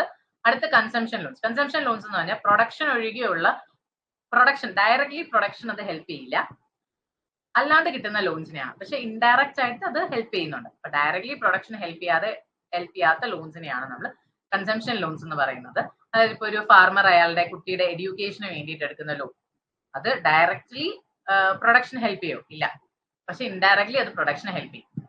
അതുപോലെ തന്നെ ഒരു മാരേജിന് എടുക്കുന്ന ലോൺസ്, അങ്ങനെയുള്ള ലോൺസിനെയാണ് നമ്മൾ കൺസംഷൻ ലോൺസ് എന്ന് പറയുന്നത്. അപ്പോ ഈ ലോൺസ് വന്നിട്ട് എന്താ പറയാ, യൂഷ്വലി ഈ ലോൺസ് ഒരു മാക്സിമം ഒരു 3 ആൾക്കാരുള്ള ഒരു ഗ്യാരണ്ടി ബേസിസിലായിരിക്കും കൊടുക്കുന്നത്. And the loan is repaid within 5 crop season or 2.5 years, whichever is less. 2.5 yearsലോ അല്ലെങ്കിൽ 5 ക്രോപ്പ് സീസണിലോ ആയിരിക്കും അത് പേ ബാക്ക് ചെയ്യുന്നത്. അടുത്തതെന്ന് പറയുന്നത് ടൈമിന്റെ ബേസിസിൽ നമുക്ക് ഷോർട്ട് ടേം ലോൺസ് ഉണ്ട്, മീഡിയം ടേം ലോൺസ് ഉണ്ട്, ലോങ് ടേം ലോൺസ് ഉണ്ട്. എന്താണ് short term loans? Short term loans എന്ന് പറയുന്നത് നമ്മുടെ പ്രൊഡക്ഷൻ ലോൺസിനെയാണ് ഷോർട്ട് ടേം ലോൺസ് എന്ന് പറയുന്നത്. ഷോർട്ട് ടേം ലോൺസിനെ തന്നെയാണ് സീസണൽ അഗ്രികൾച്ചർ ഓപ്പറേഷൻ ലോൺസ് എന്ന് പറയുന്നത്. അതായത് 6 to 18 months റീപേയ്മെന്റ് നടത്തുന്ന ലോൺസിനെയാണ് ഷോർട്ട് ടേം ലോൺസ് എന്ന് പറയുന്നത്. എല്ലാ ക്രോപ്പ് ലോൺസും, അതായത് പ്രൊഡക്ഷൻ ലോൺസ് തന്നെയാണ് ക്രോപ്പ് ലോൺസ് എന്ന് പറയുന്നത്. അപ്പൊ അത് ഷോർട്ട് ടേം ലോൺസ് ആണ്. ഞാൻ നേരത്തെ പറഞ്ഞ സെയിം സാധനം, അതിൽ ഇനി പ്രത്യേകിച്ച് എക്സ്പ്ലെയിൻ ചെയ്യാനൊന്നുമില്ല. മീഡിയം ടേം ലോൺസ് എന്ന് പറയുന്നത് 15 months to 5 years വരെയുള്ള, ചില ബുക്സിൽ 3 years എന്നാണ് കൊടുത്തിരിക്കുന്നത്. So just varies, but just know that it's greater than like 18 monthsനേക്കാളും കൂടുതൽ, വിത്തിൻ 3 to 5 ആ ഒരു റേഞ്ചിൽ വരുന്നതിനെയാണ് നമ്മൾ, അത്രയും പീരീഡ് ഉണ്ടാവും, അത്രയും പീരീഡിനുള്ളിൽ അടച്ചു തീർത്താൽ മതി എന്നുള്ള ലോൺസിനെയാണ് മീഡിയം ടേം ലോൺസ് എന്ന് പറയുന്നത്. അത് നമ്മൾ ഇംപ്ലിമെന്റ്സ് പർച്ചേസ് ചെയ്യാൻ അല്ലെങ്കിൽ ഇലക്ട്രിക് മോട്ടോറോ പർച്ചേസ് ചെയ്യാൻ വേണ്ടിയിട്ട് വാങ്ങിക്കുന്ന ലോൺസിനെയാണ് പറയുന്നത്. ഇനി ലോങ് ടേം ലോൺസ് എന്ന് പറയുന്നത് കുറച്ചുകൂടി longer period of repayment period ഉണ്ടാവും. 5 to 20 yearsനുള്ളിൽ റീപേയ്മെന്റ് നടത്തിയാൽ മതി എന്നുള്ള ലോൺസ്. അതായത് നമ്മൾ പെർമനന്റ് ആയിട്ടൊരു ഇത് ചെയ്യുവാണെങ്കിൽ അതിനെയാണ്, അതായത് ഒരു ലാൻഡ് ലെവലിങ്, ലാൻഡ് റിക്ലമേഷൻ, അങ്ങനെയുള്ള ഓർച്ചാർഡ് റേസിങ്. ഇപ്പൊ ഓർച്ചാർഡ് റേസിംഗ് എന്ന് പറയുന്നത് ചിലപ്പോൾ ആ ഓർച്ചാർഡ് അത് റേസ് ചെയ്ത് മാംഗോ ആണെങ്കിൽ അതൊരു മാംഗോ ട്രീ ആയി ഒരു ഫ്ലവറിംഗ് സ്റ്റേജിൽ വെജിറ്റേറ്റീവ് സ്റ്റേജിൽ നിന്ന് റീപ്രൊഡക്റ്റീവ് സ്റ്റേജിലോട്ട് എത്തിക്കഴിഞ്ഞാലല്ലേ നമുക്ക് ഓർച്ചാർഡിന് പ്രോഫിറ്റ് കിട്ടും. അപ്പൊ അത്രയും ഒരു ടൈം ഗ്യാപ്പ് ഉണ്ടാവും. അങ്ങനെയുള്ള ലോൺസ് ആണ് long term loans. Next we move on to the next thing is about security. Based on security we have 2 types of loans, secured loans and unsecured loans. Secured loans എന്ന് പറഞ്ഞാൽ ഒരു security വെച്ച് loan എടുക്കുവാണെങ്കിൽ അത് secured loan. Security ഒന്നും ഇല്ലാതെ farmer ബോറോവറിന്റെ ആ ഒരു കോൺഫിഡൻസിൽ കിട്ടുന്ന ലോൺസിനെയാണ് അൺസെക്യൂർഡ് ലോൺസ് എന്ന് പറയുന്നത്. ഇനി സെക്യൂർഡ് ലോൺസ് ഡിഫറെന്റ് ടൈപ്സ് ഉണ്ട്. സെക്യൂരിറ്റി ബേസിസിൽ ഡിഫറെന്റ് ടൈപ്സ് ഓഫ് ലോൺസ് ഉണ്ട്. അതിൽ ഒന്നെന്ന് പറയുന്നത് പേഴ്സണൽ സെക്യൂരിറ്റി. പേഴ്സണൽ സെക്യൂരിറ്റി എന്ന് പറയുന്നത് ഫാർമർ ഒരു പ്രോമിസറി നോട്ട് എഴുതി കൊടുക്കുകയാണ്, ഞാൻ ഇത്ര രൂപ ഇയാളുടെ നിന്ന് വാങ്ങിച്ചിട്ടുണ്ട്, ഇത്രാം തീയതി രൂപ തിരിച്ചു കൊടുക്കുന്നതായിരിക്കും എന്ന് പറഞ്ഞ് ഫാർമർ സെൽഫ് റിട്ടേൺ ആയിട്ടുള്ളൊരു പ്രോമിസറി നോട്ട് കൊടുത്തിട്ട് പൈസ വാങ്ങിക്കുവാണ്. അപ്പൊ വേറെ സംഭവങ്ങളൊന്നുമില്ല, ഫാർമറിന്റെ പ്രോമിസറി നോട്ട് മാത്രമേ ഉള്ളൂ എങ്കിൽ അതിന് പേഴ്സണൽ സെക്യൂരിറ്റി എന്ന് പറയുന്നത്. അതിൽ തേർഡ് പാർട്ടി ഗ്യാരണ്ടി ഉണ്ടാവാം, ചിലപ്പോൾ ഉണ്ടാവാതിരിക്കാം. പക്ഷേ ഈ പ്രോമിസറി നോട്ടിന്റെ ബേസിസിലാണ് ലോൺ കൊടുക്കുന്നതെങ്കിൽ അതിനെയാണ് പേഴ്സണൽ സെക്യൂരിറ്റി എന്ന് പറയുന്നത്. ഇനി അടുത്തെന്ന് പറയുന്നത് കൊളാറ്ററൽ സെക്യൂരിറ്റി. കൊളാറ്ററൽ സെക്യൂരിറ്റി എന്ന് പറയുന്നത് ഈ മൂവബിൾ പ്രോപ്പർട്ടീസ് ആയിട്ടുള്ള fixed deposits, warehouse receipts, ഇതൊക്കെ ഒരു സെക്യൂരിറ്റി ആയിട്ട് വെച്ച് ലോൺ എടുക്കുവാണെങ്കിൽ അതിനെയാണ് കൊളാറ്ററൽ സെക്യൂരിറ്റി എന്ന് പറയുന്നത്. ഇപ്പൊ LIC bonds, fixed deposit bonds, life stock അല്ലെങ്കിൽ വെയർ ഹൗസ് റെസിപ്റ്റ്സ്, ഇത് വെച്ചിട്ടാണ് ലോൺ എടുക്കുന്നതെങ്കിൽ അതിനെ കൊളാറ്ററൽ സെക്യൂരിറ്റി എന്ന് പറയും. ഇനി ചാറ്റൽ ലോൺസ്. ചാറ്റൽ ലോൺസ് എന്ന് പറഞ്ഞാൽ ഫോൺ ബ്രോക്കേഴ്സ് ചെയ്യുന്നതാണ്. അപ്പൊ പണയം വെക്കുക എന്നതാണ് ചാറ്റൽ ലോൺസിലെ ബേസിക്കലി പറയുന്നത്. അതായത് നമ്മളിപ്പോ സ്വർണം പണയം വെച്ചിട്ട് കാശ് വാങ്ങിക്കില്ല, അതിനെയാണ് ചാറ്റൽ ലോൺസ് എന്ന് പറയുന്നത്. അപ്പം പണ്ടത്തെ കാലത്ത് മറ്റേ ഇരുമ്പ്, ടെമ്പ്, അങ്ങനെയുള്ള സാധനങ്ങളൊക്കെ, അങ്ങനെയുള്ള അതിലുള്ള യൂട്ടൻസിൽസ് ഒക്കെ വെച്ചിട്ട് ആൾക്കാർ ലോൺ എടുക്കുമായിരുന്നു. അപ്പൊ അങ്ങനെയുള്ള സാധനങ്ങളെയാണ്. ഇപ്പോഴത്തെ കേസ് പറയുകയാണെങ്കിൽ നമ്മൾ ഗോൾഡ് വെച്ചിട്ട് ലോൺ എടുക്കുന്നതിനാണ്. അപ്പം ഗോൾഡ് പണയം വെച്ച് കാശ് എടുക്കുന്നതിനെയാണ് നമ്മൾ ചാറ്റൽ ലോൺസ് എന്ന് പറയുന്നത്. ഇനി മോർഗേജസ് എന്ന് പറഞ്ഞാൽ ഒരു ഇമ്മൂവബിൾ ആയിട്ടുള്ള ഒരു പ്രോപ്പർട്ടി വെക്കുവാണ്. ഇമ്മൂവബിൾ ആയിട്ടുള്ള ഒരു പ്രോപ്പർട്ടി വെച്ചിട്ട് ലോൺ എടുക്കുവാണെങ്കിൽ അതിനെയാണ് നമ്മൾ മോർഗേജസ്. മോർഗേജും ഹൈപ്പോത്തിക്കേഷനും രണ്ട് സാധനങ്ങളുണ്ട്. ഇത് രണ്ടിലും ബേസിക് ഡിഫറൻസ് എന്ന് പറഞ്ഞാൽ മോർഗേജിൽ ഇമ്മൂവബിൾ ആയിട്ടുള്ള ഒരു സാധനം, അതായത് ഒരു ബിൽഡിംഗ് വെക്കുവാണ്. ഒരു ബിൽഡിംഗ് അല്ലെങ്കിൽ ഒരു പ്രോപ്പർട്ടി, എൻ്റെ ഒരു സ്ഥലം ഞാൻ സെക്യൂരിറ്റി ആയിട്ട് കൊടുത്തിട്ട് ലോൺ എടുക്കുവാണെങ്കിൽ അതിനെയാണ് മോർഗേജ് എന്ന് പറയുന്നത്. അപ്പൊ അവിടെ സ്ഥലത്തിന് സെയിൽ നടക്കുന്നുണ്ടോ? ഇല്ല, സെയിൽ നടക്കുന്നില്ല. അബ്സല്യൂട്ട് ഓണർഷിപ്പും പാസ് ചെയ്യുന്നില്ല, അതൊന്നും നടക്കുന്നില്ല. പക്ഷെ നമുക്ക് ലോൺ കിട്ടുന്നുണ്ട്. ഇതൊരു സെക്യൂരിറ്റി ആയിട്ട് നമുക്ക് വെക്കുന്നുണ്ട്. അതായത് ഇപ്പം the person who is creating the charge of mortgage is known as the മോർഗേജർ. മോർഗേജർ എന്ന് പറയുന്നത് ബോറോവർ ആണ്, അതായത് അയാളല്ലേ അത് വെക്കുന്നത്. അപ്പൊ അയാളെ ബോറോവറിനെയാണ് നമ്മൾ മോർഗേജർ എന്ന് പറയുന്നത്. ബാങ്കറിനെ നമ്മൾ മോർഗേജി എന്നാണ് പറയുന്നത്. അപ്പൊ അതായത് ബാങ്കറിന് ഫേവർ ആയിട്ടാണല്ലോ, അതായത് ബാങ്കറിന് ഫേവർ ആയിട്ടാണ് നമ്മൾ ഈ മോർഗേജ് എടുക്കുന്നത്. കാരണം അയാൾക്കാണല്ലോ നമ്മൾ ഈ സെക്യൂരിറ്റി വെക്കുന്നത്. അപ്പൊ അതുകൊണ്ട് അയാളെ മോർഗേജ് എന്നും, ആരാണോ ഈ സെക്യൂരിറ്റി കൊടുക്കുന്നത്, സെക്യൂരിറ്റി ആയിട്ട് ഒരു പ്രോപ്പർട്ടി കൊടുക്കുന്ന അയാളെ മോർഗേജർ, ആരുടെ കയ്യിലാണോ കൊടുക്കുന്നത് അയാളെ മോർഗേജി എന്ന് പറയും. ഇനി അത് രണ്ട് ടൈപ്പ് ഉണ്ട്, സിമ്പിളും ഇക്വിറ്റബിളും. സിമ്പിൾ എന്ന് പറഞ്ഞാൽ നമ്മളിപ്പം നമുക്ക് പാരമ്പര്യമായി കിട്ടിയ സ്വത്ത് ഉണ്ടാവില്ലേ, അപ്പൊ അങ്ങനെ ഒരു സ്വത്ത്. ഇപ്പം ഒരു വീട്, എന്റെ കയ്യിൽ ഒരു പ്രോപ്പർട്ടി ഉണ്ട്, പക്ഷെ ആക്ച്വലി എന്റെ അച്ഛൻ എനിക്ക് എഴുതി തന്ന പ്രോപ്പർട്ടിയാണ്. അപ്പൊ അങ്ങനെ ഞാൻ എന്റെ അച്ഛനിൽ നിന്ന് ഞാൻ ഇൻഹെറിറ്റ് ചെയ്ത പ്രോപ്പർട്ടി ആവുമ്പോൾ ഞാൻ എന്ത് ചെയ്യണം? ഇത് ബാങ്കിന്റെ പേരിൽ രജിസ്റ്റർ ചെയ്ത് കൊടുക്കണം. ഓക്കെ, അപ്പോൾ ബാങ്കിന്റെ പേരിൽ രജിസ്റ്റർ ചെയ്ത് കൊടുക്കുമ്പോൾ കുറെ രജിസ്ട്രേഷൻ ചാർജസ് ഒക്കെ വരുമല്ലോ, അതെല്ലാം ഞാൻ തന്നെ വഹിക്കണം. അങ്ങനെയുള്ള ഇതിനെയാണ് നമ്മൾ സിമ്പിൾ മോർഗേജ് എന്ന് പറയുന്നത്. ഇക്വിറ്റബിൾ മോർഗേജ് എന്ന് പറഞ്ഞാൽ അങ്ങനെ പ്രശ്നങ്ങളൊന്നുമില്ല. ഞാൻ സ്വന്തമായിട്ട് അധ്വാനിച്ച് കാശുണ്ടാക്കി ഒരു പ്രോപ്പർട്ടി മേടിച്ചിട്ട് ആ പ്രോപ്പർട്ടി ഞാൻ പ്ലെഡ്ജ് അല്ലെങ്കിൽ മോർഗേജ് ചെയ്ത് ലോൺ എടുക്കുവാണെങ്കിൽ ആ സമയത്ത് രജിസ്ട്രേഷന്റെ ഒന്നും ആവശ്യമില്ല. അതെങ്ങനെ രജിസ്റ്റർ ചെയ്ത് കൊടുക്കേണ്ട ആവശ്യമേ ഇല്ല. ഓക്കെ, അങ്ങനെയുള്ള ലോൺസിനെ ഇക്വിറ്റബിൾ ലോൺസ് എന്ന് പറയും. സിമ്പിൾ മോർഗേജിന് രജിസ്റ്റർ ചെയ്ത് കൊടുക്കണം, കാരണം അത് ആൻസിസ്ട്രൽ പ്രോപ്പർട്ടി വഴിയാണ്. ഇക്വിറ്റബിൾ എന്ന് പറഞ്ഞാൽ ഞാൻ സ്വന്തമായിട്ട് ഉണ്ടാക്കി സെൽഫ് അക്വയർഡ് പ്രോപ്പർട്ടി ആയതുകൊണ്ട് രജിസ്റ്റർ ചെയ്ത് കൊടുക്കേണ്ട ആവശ്യമില്ല. ഇനി ഹൈപ്പോത്തിക്കേഷൻ. ഹൈപ്പോത്തിക്കേഷന്റെ ഡിഫറൻസ് എന്ന് പറയുന്നത് മറ്റത് ഇമ്മൂവബിൾ ആയിട്ടുള്ള പ്രോപ്പർട്ടി ആയിരുന്നു, അതായത് ഒരു സ്ഥലമാണ് നമ്മൾ വെച്ചത്. പക്ഷെ ഇവിടെ മൂവബിൾ ആയിട്ടുള്ള സാധനങ്ങളാണ് വെക്കുന്നത്. അതായത് ഇപ്പൊ ഫാമറിന്റെ കേസിൽ ഫാർമർ ഇപ്പൊ ഗ്രെയിൻസ് വെച്ചിട്ട്, മാർക്കറ്റിംഗ് ലോൺസിന്റെ കേസ് പറഞ്ഞില്ലേ, ഗ്രെയിന് വെച്ചിട്ട് കൊടുക്കുന്ന, അത് ഒരു എന്താ പറയാ ഹൈപ്പോത്തിക്കേഷൻ ആണ്. അല്ലെങ്കിൽ ഒരു ട്രാക്ടർ, അതൊരു മൂവബിൾ സാധനം അല്ലേ, അതൊക്കെ അങ്ങനെ ട്രാക്ടറിനെ വെച്ച് ഒരു ട്രാക്ടർ ഇത് വെച്ചിട്ട് അതിന്റെ ബേസിസ് ലോൺ എടുക്കുമ്പോൾ അതിന് ഹൈപ്പോത്തിക്കേഷൻ എന്ന് പറയും. അപ്പൊ the person who creates the charges of hypothecation, hypothecator. നേരത്തെ പറഞ്ഞ ഹൈപ്പോത്തിക്കേറ്റർ ആരുടെ ഫേവറിലാണോ വെക്കുന്നത്, അപ്പൊ ബാങ്കിനെയാണ് നമ്മൾ ഹൈപ്പോത്തിക്കേറ്റ് എന്ന് പറയുന്നത്. ഏത് പ്രോപ്പർട്ടി ആണോ വെക്കുന്നത് അതിനെ ഹൈപ്പോത്തിക്കേറ്റഡ് പ്രോപ്പർട്ടി എന്ന് പറയുന്നുണ്ട്. ഇതിൽ രണ്ട് ടൈപ്പ് ഉണ്ട്. ഹൈപ്പോത്തിക്കേറ്റഡ് ലോൺസിൽ രണ്ട് ടൈപ്പ് ഉണ്ട്, കീയും ഓപ്പണും. കീ ലോൺസ് എന്ന് പറയുന്നത് എന്ന് പറഞ്ഞാൽ ഇപ്പൊ key loans basically agriculture producers ആയിരിക്കും. അതായത് ഇപ്പൊ മാർക്കറ്റിംഗ്, നമ്മളിപ്പം വെയർഹൗസ് റെസിപ്റ്റ് വെച്ചിട്ട് നമ്മൾ 75% ലോൺ എടുത്തല്ലോ ഫാർമർ, നേരത്തെ പറഞ്ഞ കേസ്. അതായത് ഫാമറിന് 1000 രൂപയുള്ള സാധനം വെയർഹൗസിൽ കൊണ്ടുവച്ചു, അവിടുന്ന് റെസിപ്റ്റ് കിട്ടി ഈ ഇവിടെ വെച്ചിരിക്കുന്ന സാധനം 1000 രൂപയുണ്ടെന്ന് ബാങ്കിൽ കൊണ്ടുവന്ന് കൊടുക്കുന്നു. ബാങ്കിൽ നിന്ന് അതിന്റെ അതായത് 750 റുപ്പീസ് ലോൺ എടുക്കുന്നു. അപ്പോ ഇനി എന്ത് ചെയ്യും? ഈ 750 റുപ്പീസ് അടച്ചിട്ടാണ് അത് വിൽക്കാൻ പറ്റുള്ളൂ. The produce of the farmer will be kept under the control of the lending institution.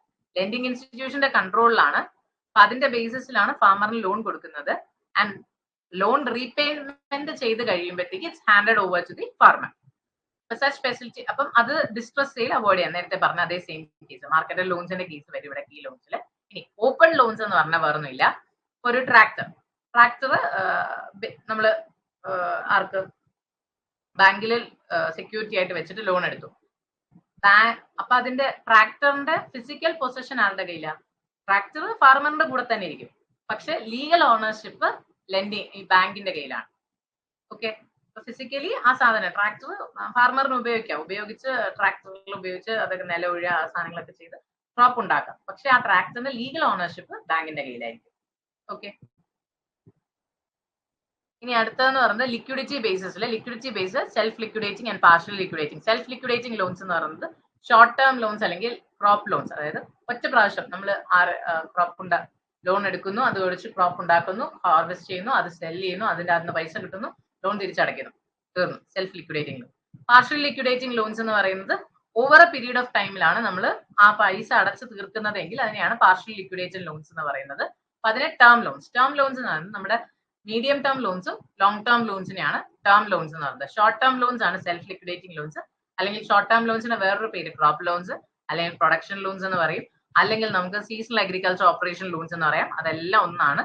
Partial liquidating ലോൺസിൽ രണ്ടെണ്ണം വരുന്നുണ്ട്. ടേം ലോൺസ് എന്നാണ് അതിന്റെ പേര്. ടേം ലോൺസ് എന്ന് പറഞ്ഞാൽ മീഡിയം ലോൺസും ലോങ് ടേം ലോൺസും. അടുത്തത് based on the activity orientation, അതായത് ഏത് ടൈപ്പ് ഓഫ് ഒരു ഡയറി ഫാം ഉണ്ടാക്കുന്നത് ഡയറി ലോൺസ് ഉണ്ടാവും, ഓർച്ചാർഡ് ആണ് ഉണ്ടാക്കുന്നതെങ്കിൽ ഓർച്ചാർഡ് ലോൺസ്, അങ്ങനെ ഏത് പർപ്പസിന് ഉപയോഗിക്കുന്നു എന്നുള്ളത്. ഇനി ബേസ്ഡ് ഓൺ അപ്രോച്ച് എന്ന് പറഞ്ഞാൽ ഇൻഡിവിജ്വൽസിനാണ് പൈസ കൊടുക്കുന്നതെങ്കിൽ ക്രോപ്പ് ലോൺ, ഡയറി ലോൺ ഒരു ഇൻഡിവിജ്വലിനായിരിക്കും കൊടുക്കുന്നത്. എന്നോട് വന്ന് ഇങ്ങനെ ഒരു സാധനം ഞാൻ ഇത്രയും കൃഷി ചെയ്യുന്നുണ്ട്, ഞാൻ ലോൺ ക്രോപ്പ് ലോൺ ഒരാളുടെ കയ്യിൽ. ഇനി ഏരിയ അപ്രോച്ച് എന്ന് പറയുന്നത് ഒരു പെർട്ടിക്കുലർ ഏരിയന്റെ ഡെവലപ്മെന്റിന് വേണ്ടി ആ ഒരു ഏരിയക്ക് മൊത്തമായിട്ട് ഒരു ഗ്രൂപ്പിന്റെ ബേസിസിൽ കൊടുക്കുന്നതാണ് ഏരിയ അപ്രോച്ച് എന്ന് പറയുന്നത്. ഇനി DIR ലോൺസ് എന്ന് പറയുന്നത് ഡിഫറൻഷ്യൽ ഇൻട്രസ്റ്റ് റേറ്റ്സ്, അതായത് ഇപ്പം weaker sections of the society ഉണ്ടാവുമല്ലോ, പ്യുവർ സെക്ഷൻസ്, അപ്പൊ അവർക്ക് ലോവർ ഇൻട്രസ്റ്റ് റേറ്റിൽ ലോൺ കൊടുക്കുന്നതിനെയാണ് DIR സിസ്റ്റം എന്ന് പറയുന്നത്. DIR സിസ്റ്റം ഇപ്പൊ 4%, ഇപ്പൊ 7% ഇൻട്രസ്റ്റ് റേറ്റിലാണ് യൂഷ്വലി കൊടുക്കുന്നതെങ്കിൽ ഈ വീക്കർ സെക്ഷന് 4% ഇൻട്രസ്റ്റ് റേറ്റിൽ ലോൺ കിട്ടും.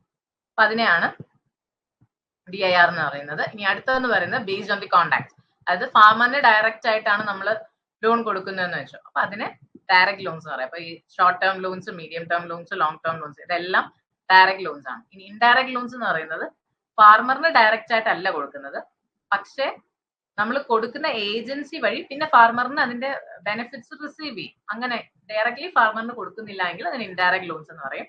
ഇപ്പൊ നമ്മളൊരു പ്രൈമറി അഗ്രികൾച്ചർ ക്രെഡിറ്റ് കോപ്പറേറ്റീവ്സിന് കൊടുക്കുന്ന ലോൺ, അല്ലെങ്കിൽ ഫാമർ സർവീസ് സൊസൈറ്റീസിന് ഒരു ലോൺ കൊടുക്കുകയാണ്. അപ്പം അത് കൊടുക്കുന്നത് ഫാർമർ സർവീസ് സൊസൈറ്റീസിനാണ്, പക്ഷെ അതിന്റെ ഇവൻച്വലി ബെനിഫിറ്റ്സ് ആർക്ക് കിട്ടും? ഫാർമറിന് കിട്ടും.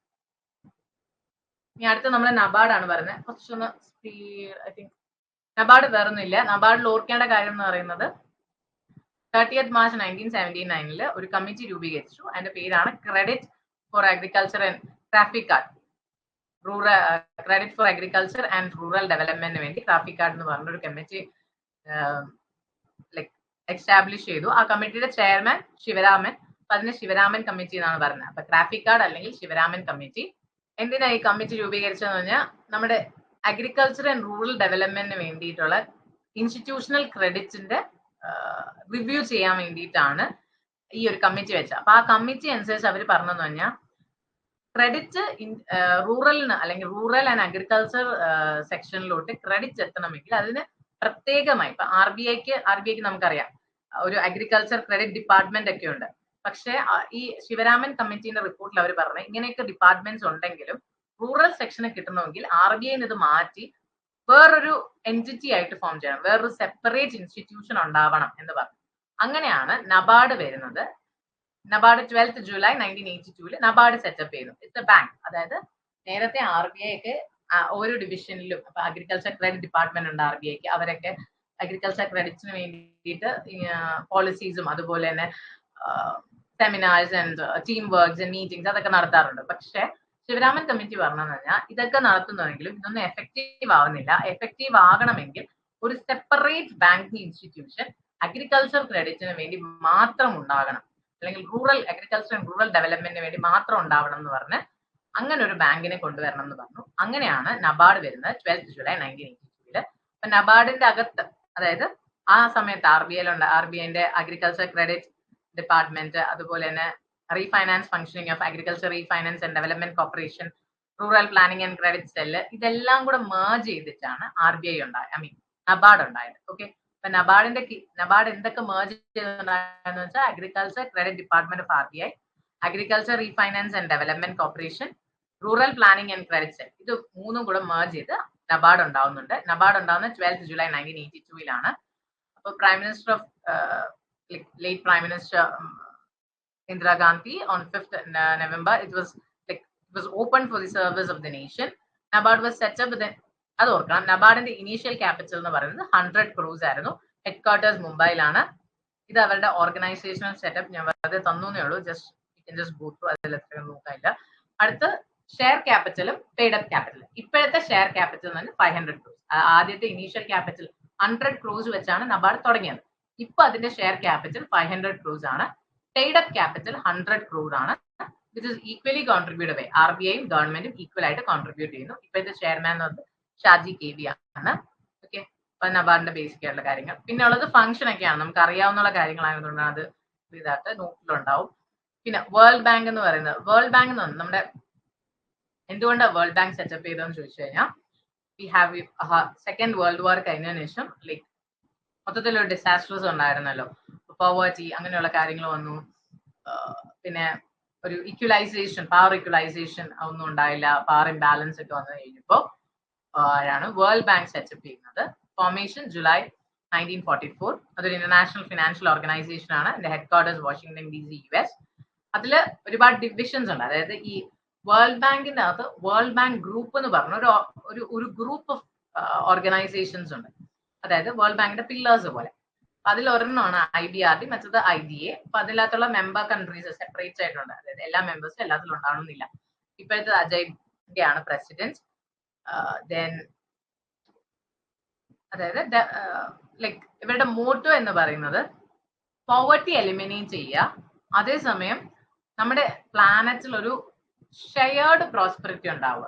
അതായത് എല്ലാവരും പ്രോസ്പെറിറ്റി ഉണ്ടാവും. അതായത് ചില നേഷൻസ് പ്രോസ്പെർ, ഡെവലപ്ഡ് നേഷൻസും ഡെവലപ്പിംഗ് നേഷൻസും ഒക്കെ ഉണ്ടാകുമ്പോൾ ആ ഡെവലപ്പിംഗ് നേഷൻസിനെ കൂടി ഫിനാൻഷ്യലി ഹെൽപ്പ് ചെയ്ത് അവരെയും കൂടെ പ്രോസ്പെറിറ്റിയിലോ എത്തിക്കുക എന്നതാണ് motto of World Bank. World Bank ഗ്രൂപ്പിനകത്ത് ബേസിക്കലി വരുന്ന IBRD, IDA, IFC, MIGI. IBRD is International Bank for Reconstruction and Development. ഇവര് എന്താ ചെയ്യുന്നതെന്ന് വെച്ചാൽ weaker or developing nations, underdeveloped നേഷൻസിൽ വർക്ക് ചെയ്യുന്ന അവരുടെ ഫിനാൻഷ്യൽ സപ്പോർട്ട് കൊടുക്കുക. IDBA is International Development Association. International Development Association soft loans provide ചെയ്യും. Soft loans എന്ന് പറഞ്ഞു കഴിയുന്നത് എന്താ പറയാ, കൺസെഷൻ വഴി ഇൻട്രസ്റ്റ് റേറ്റ്സ് വളരെ കുറവായിരിക്കും, അല്ലെങ്കിൽ നോ ഇൻട്രസ്റ്റ് റേറ്റ്സിലൊക്കെ ഡെവലപ്പിംഗ് കൺട്രീസിന്റെ അപ്ലിഫ്റ്റ്മെന്റിന് വേണ്ടിയിട്ട് ലോൺസ് കൊടുക്കുന്നതിനെയാണ് DIA ബേസിക്കലി വരുന്നത്. അപ്പൊ DIA ആണ് സോഫ്റ്റ് ലോൺസ് പ്രൊവൈഡ് ചെയ്യുന്നത്. എന്താണ് സോഫ്റ്റ് ലോൺസ് തന്നെ? ഗ്രാൻഡ്സ് കൺസെഷണൽ ബേസിസിലുള്ള ലോൺസിനെയാണ് നമ്മൾ സോഫ്റ്റ് ലോൺസ് എന്ന് പറയുന്നത്. IFC എന്ന് പറയുന്നത് international financial corporation. International financial corporation ചെയ്യുന്നത് എന്താണെന്ന് ചോദിച്ചു കഴിഞ്ഞാൽ, ഒരു പ്രൈവറ്റ് ആയിട്ടുള്ള ഇൻസ്റ്റിറ്റ്യൂഷൻസ് അല്ലെങ്കിൽ പ്രൈവറ്റ് ഏജൻസീസ് ഉണ്ടാവുമല്ലോ, പ്രൈവറ്റ് ഏജൻസീസിന്റെ ഫൈനാൻസിങ് ആണ് ഇവർ നടത്തുന്നത്. പക്ഷെ ആ പ്രൈവറ്റ് ഏജൻസീസ് അപ്പം ആ ഫൈനാൻസിങ് ഉപയോഗിച്ച് പ്രൈവറ്റ് ഏജൻസി ഡെവലപ്പിംഗ് നേഷൻസിന്റെ അപ്ലിഫ്റ്റ്മെന്റിന് ഹെൽപ്പ് ചെയ്യണം, അവരുടെ എക്കണോമിക് ഗ്രോത്തിന് ഹെൽപ്പ് ചെയ്യണം. അപ്പോൾ പ്രൈവറ്റ് ഏജൻസീസിനെ ഫൈനാൻസ് ചെയ്യുന്നത് ആരാന്ന് ചോദിച്ചാൽ IFC ആണ്. വേൾഡ് ബാങ്കിന്റെ ഏത് ഓർഗനൈസേഷൻ ആണ് പ്രൈവറ്റ് ഏജൻസീസിനെ ഫൈനാൻസ് ചെയ്യുന്നതെന്ന് ചോദിച്ചാൽ IFC ആണ്. സോഫ്റ്റ് ലോൺസ് പ്രൊവൈഡ് ചെയ്യുന്ന ആരാന്ന് ചോദിച്ചാൽ IDA. അത് അങ്ങനെ തന്നെ ആ ഒരു വേർഡ് വെച്ച് തന്നെ ചോദിക്കാറുണ്ട്. അപ്പൊ IFC പ്രൈവറ്റ് ഇൻസ്റ്റിറ്റ്യൂഷൻസിനെയാണ് കൊടുക്കുന്നത്. അവർ എന്തിനു കൊടുക്കുന്നു വെച്ചാൽ ഈ പ്രൈവറ്റ് ഇൻസ്റ്റിറ്റ്യൂഷൻസ് ഡെവലപ്പിംഗ് നേഷൻസിന്റെ അപ്ലിഫ്റ്റ്മെന്റിന് ഹെൽപ്പ് ചെയ്യാൻ വേണ്ടിയിട്ട്. പിന്നെ MIGA is Multilateral Investment Guarantee. One second.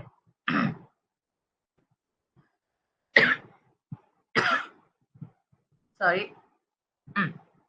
അതായത് മൾട്ടിലാറ്ററൽ ഇൻവെസ്റ്റ്മെന്റ് ഗ്യാരണ്ടി ഏജൻസി ഇവരെന്താ ചെയ്യുന്നതെന്ന് പറഞ്ഞിട്ട് ഫോറിൻ ഡയറക്റ്റ് ഇൻവെസ്റ്റ്മെന്റ്സ് നടത്തും. ഡെവലപ്പിംഗ് നേഷൻസിന്റെ അപ്ലിഫ്റ്റ്മെന്റ് ആൻഡ് എക്കണോമിക് ഗ്രോത്തിന് വേണ്ടിയിട്ട് ഫോറിൻ ഡയറക്റ്റ് ഇൻവെസ്റ്റ്മെന്റ്സ് നടത്തുന്നത് ആരാന്ന് ചോദിച്ചു കഴിഞ്ഞാൽ അപ്പൊ അത് അങ്ങനെയാണ് ചോദിക്കുക. ഫോറിൻ ഡയറക്റ്റ് ഇൻവെസ്റ്റ്മെന്റ് ഇപ്പൊ വേൾഡ് വേൾഡ് ബാങ്ക് ഗ്രൂപ്പിൽ ആരാണ് ഫോറിൻ ഡയറക്റ്റ് ഇൻവെസ്റ്റ്മെന്റ്സിൽ സ്പെഷ്യലൈസ് ചെയ്യുന്നതെന്ന് ചോദിച്ചാൽ multilateral investment guarantee agency. Soft loans provide ചെയ്യുന്ന ആരാന്ന് വെച്ചാൽ IDA.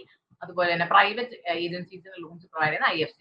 ICS അതായത് international centre for settlement of investment disputes. അവരാണ് ഇൻവെസ്റ്റ്മെന്റ് ഡിസ്പ്യൂട്ട്സ്, ഇപ്പൊ ഒരു കൺട്രി ഒരു ഡിഫറെന്റ് നേഷൻസ് തമ്മിലുള്ള ഇൻവെസ്റ്റ്മെന്റ് ഡിസ്പ്യൂട്ട്സോ അല്ലെങ്കിൽ ഒരു ഏജൻസിയും വേറൊരു നേഷനിൽ പോയിട്ട് ഒരു ഫോറിൻ ഡയറക്റ്റ് ഇൻവെസ്റ്റ്മെന്റ് നടത്തുന്ന സമയത്ത് ഒരു ഉണ്ടാവുന്ന ഡിസ്പ്യൂട്ട്സ് ഉണ്ടാവുമല്ലോ, അതിനെ ക്ലാരിഫൈ ചെയ്യുന്നതും അതിനെ റെക്ടിഫൈ ചെയ്യുന്നതും അതിന്റെ സൊല്യൂഷൻസ് കണ്ടെത്തുന്നവരാണ്. ഓക്കെ, ഐ തിങ്ക് അതാണ് പോർഷൻ. ഇനി അടുത്തതെന്ന് പറയുന്നത് മേജർ കമ്മിറ്റീസ് നമ്മൾ നേരത്തെ പഠിച്ച കമ്മിറ്റീസ് തന്നെയാണ്. ഇതിൽ ഏത് കമ്മിറ്റി ആരാണ് ചെയർമാൻ അത്രേ ഉള്ളൂ. All India rural credit survey കമ്മിറ്റിയുടെ chairman Gorwala, all India rural credit review committee ആണെങ്കിൽ വെങ്കിട്ടപ്പ. ഇതിങ്ങനെ തന്നെ നോക്കി വെച്ചാൽ പെട്ടെന്ന് നിങ്ങൾക്ക് പെട്ടെന്നൊന്ന് റിവൈസ് ചെയ്യണമെങ്കിൽ നോക്കാൻ വേണ്ടിയുള്ള കുറച്ച് സ്ലൈഡേ ഉള്ളൂ. എല്ലാ ഡീറ്റെയിൽസും ഇല്ല ഇതിനകത്ത്, പക്ഷെ ഇമ്പോർട്ടന്റ് ആയിട്ടുള്ള തിരിഞ്ഞു പോകാൻ ചാൻസസ് ഉള്ള കാര്യങ്ങളാണുള്ളത്. അഗ്രികൾച്ചർ ക്രെഡിറ്റ് റിവ്യൂ കമ്മിറ്റി ആണെങ്കിൽ it is Khusro and then committee to review agriculture. നമ്മുടെ ഗ്രാഫിക് കാർഡ് ആണെങ്കിൽ committee to review arrangements for institutional credit for agriculture and rural development, അതിനാണ് graphic card.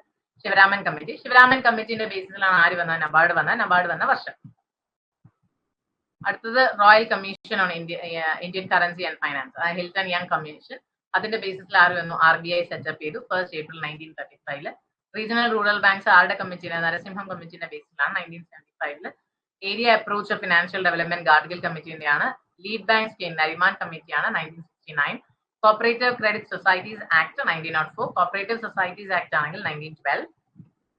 Agriculture review committee എന്ന് പറയുന്നത് ആരുടെയാന്ന് പറഞ്ഞു? DIR scheme എന്ന് പറയുന്നത് ഹസാരേന്റെ ആണ്. DIR സ്കീം നമ്മൾ നേരത്തെ പറഞ്ഞു, ഡിഫറൻഷ്യൽ റേറ്റ് ഓഫ് ഇൻട്രസ്റ്റ് ഉള്ള സ്കീംസ്, അതായത് വീക്കർ സെക്ഷൻസിന് ലോവർ റേറ്റ് ഓഫ് ഇൻട്രസ്റ്റിൽ ലോൺസ് പ്രൊവൈഡ് ചെയ്യുന്നതാണ് അത്. Corporation become a provincial subject, അതായത് Morgan and Chelmsford act of 1919 അനുസരിച്ചാണ് കോർപ്പറേഷൻ ഒരു പ്രൊവിൻഷ്യൽ സബ്ജക്ട് ആയിട്ട് മാറുന്നത്. Single window system of credit and marketing was given by Mohan Kanda. അത്രേ ഉള്ളൂ, that's it. So I think നമ്മുടെ ക്ലാസ് okay ആണെന്ന്. Just if anybody is having any doubt or something, you can ask. Otherwise, we'll wind up the section. I hope everybody understood it. And then go through your notes. Like notes കുറച്ചുകൂടി detailed ആയിരിക്കും, കുറച്ചുകൂടി examples കുറച്ച് കാര്യങ്ങളൊക്കെ കൂടെ ഉണ്ടാവും.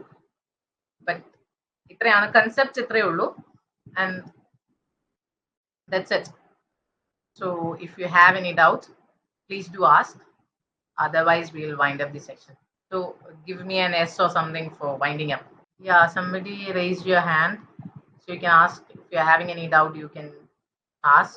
Somebody raised your hand. I don't know who raised it, but like, do we have any doubt that somebody was raising your hand, right? I think that was a mistake. So I think ellarkum manasilayinu thonnu. So let's wind up. Thanks for attending the class. And no, you can chat, like you can write your doubt in the chat box. If you're having a doubt, just write it on the chat box. അതായത് simple മോർഗേജസും equitable മോർഗേജസും ഉണ്ട്. വേറെ വ്യത്യാസമൊന്നുമില്ല. Simple mortgage എന്ന് പറഞ്ഞു കഴിഞ്ഞാൽ ഞാൻ എൻ്റെ അച്ഛൻ്റെ കയ്യിൽ നിന്ന് ഇൻഹെറിറ്റ് ചെയ്തൊരു പ്രോപ്പർട്ടി, അതായത് എൻ്റെ അച്ഛൻ അദ്ദേഹം ഉണ്ടാക്കിയൊരു പ്രോപ്പർട്ടി അല്ലെ, രജിസ്റ്റേർഡ് മോർഗേജ് രജിസ്റ്റേർഡ് മോർഗേജും സിമ്പിൾ മോർഗേജും സെയിം ആണ്. കാരണം സിമ്പിൾ മോർഗേജസ് ആണ് നമ്മൾ രജിസ്റ്റർ ചെയ്ത് കൊടുക്കുന്നത്, ബാങ്കിന് രജിസ്റ്റർ ചെയ്ത് കൊടുക്കുന്ന mortgages and other name is registered mortgage. വേറെ ഡിഫറൻസ് ഒന്നുമില്ല. അപ്പൊ അതാണ് ചോദിച്ചെങ്കിൽ they are the same. Okay, NDTL എന്ന് പറയുന്നത് net demand and time liabilities, അതാണ് അതിന്റെ ഫുൾ ഫോം.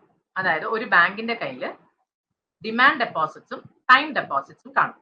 ഡിമാൻഡ് ഡെപ്പോസിറ്റ്സ് എന്ന് പറയുന്നത് ഇപ്പൊ നമ്മുടെ കറണ്ട് അക്കൗണ്ട്, സേവിങ്സ് അക്കൗണ്ട്, ഇതാണ് ഡിമാൻഡ് ഡെപ്പോസിറ്റ്സ്.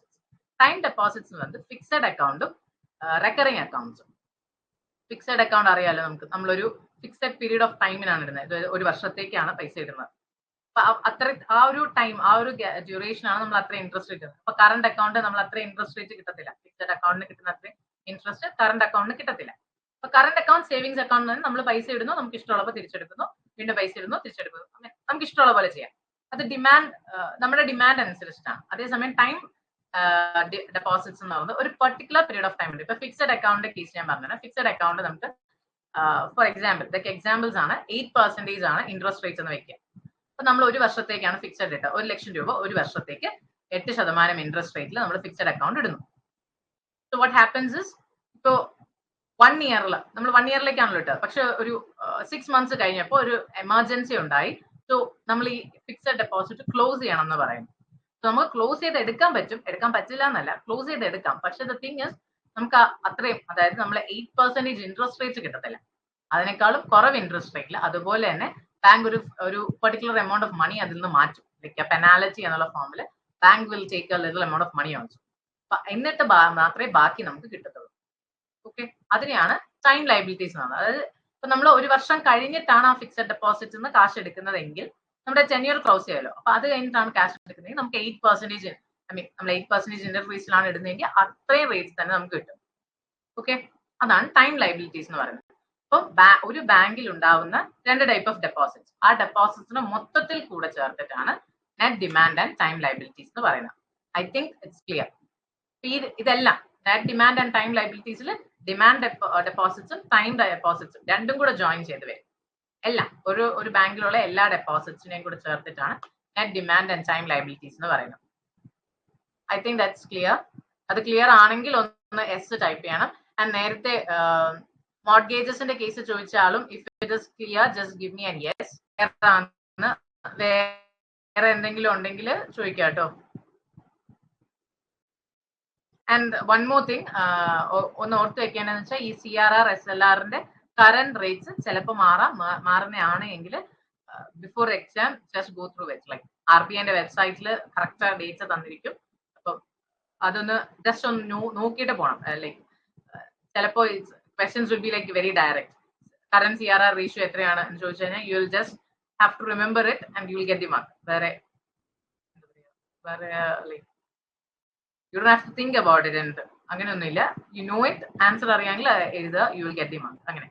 അപ്പൊ അതുകൊണ്ട് just make sure that before the exam you just go through the current rates ഒന്ന് അറിഞ്ഞിരിക്കും.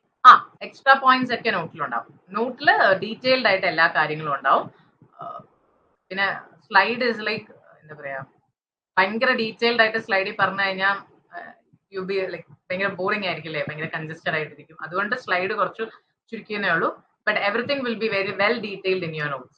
So I think everybody is done, right? Let's wind up this section. So if everybody is giving me an yes, I'll just wind up this section. Okay.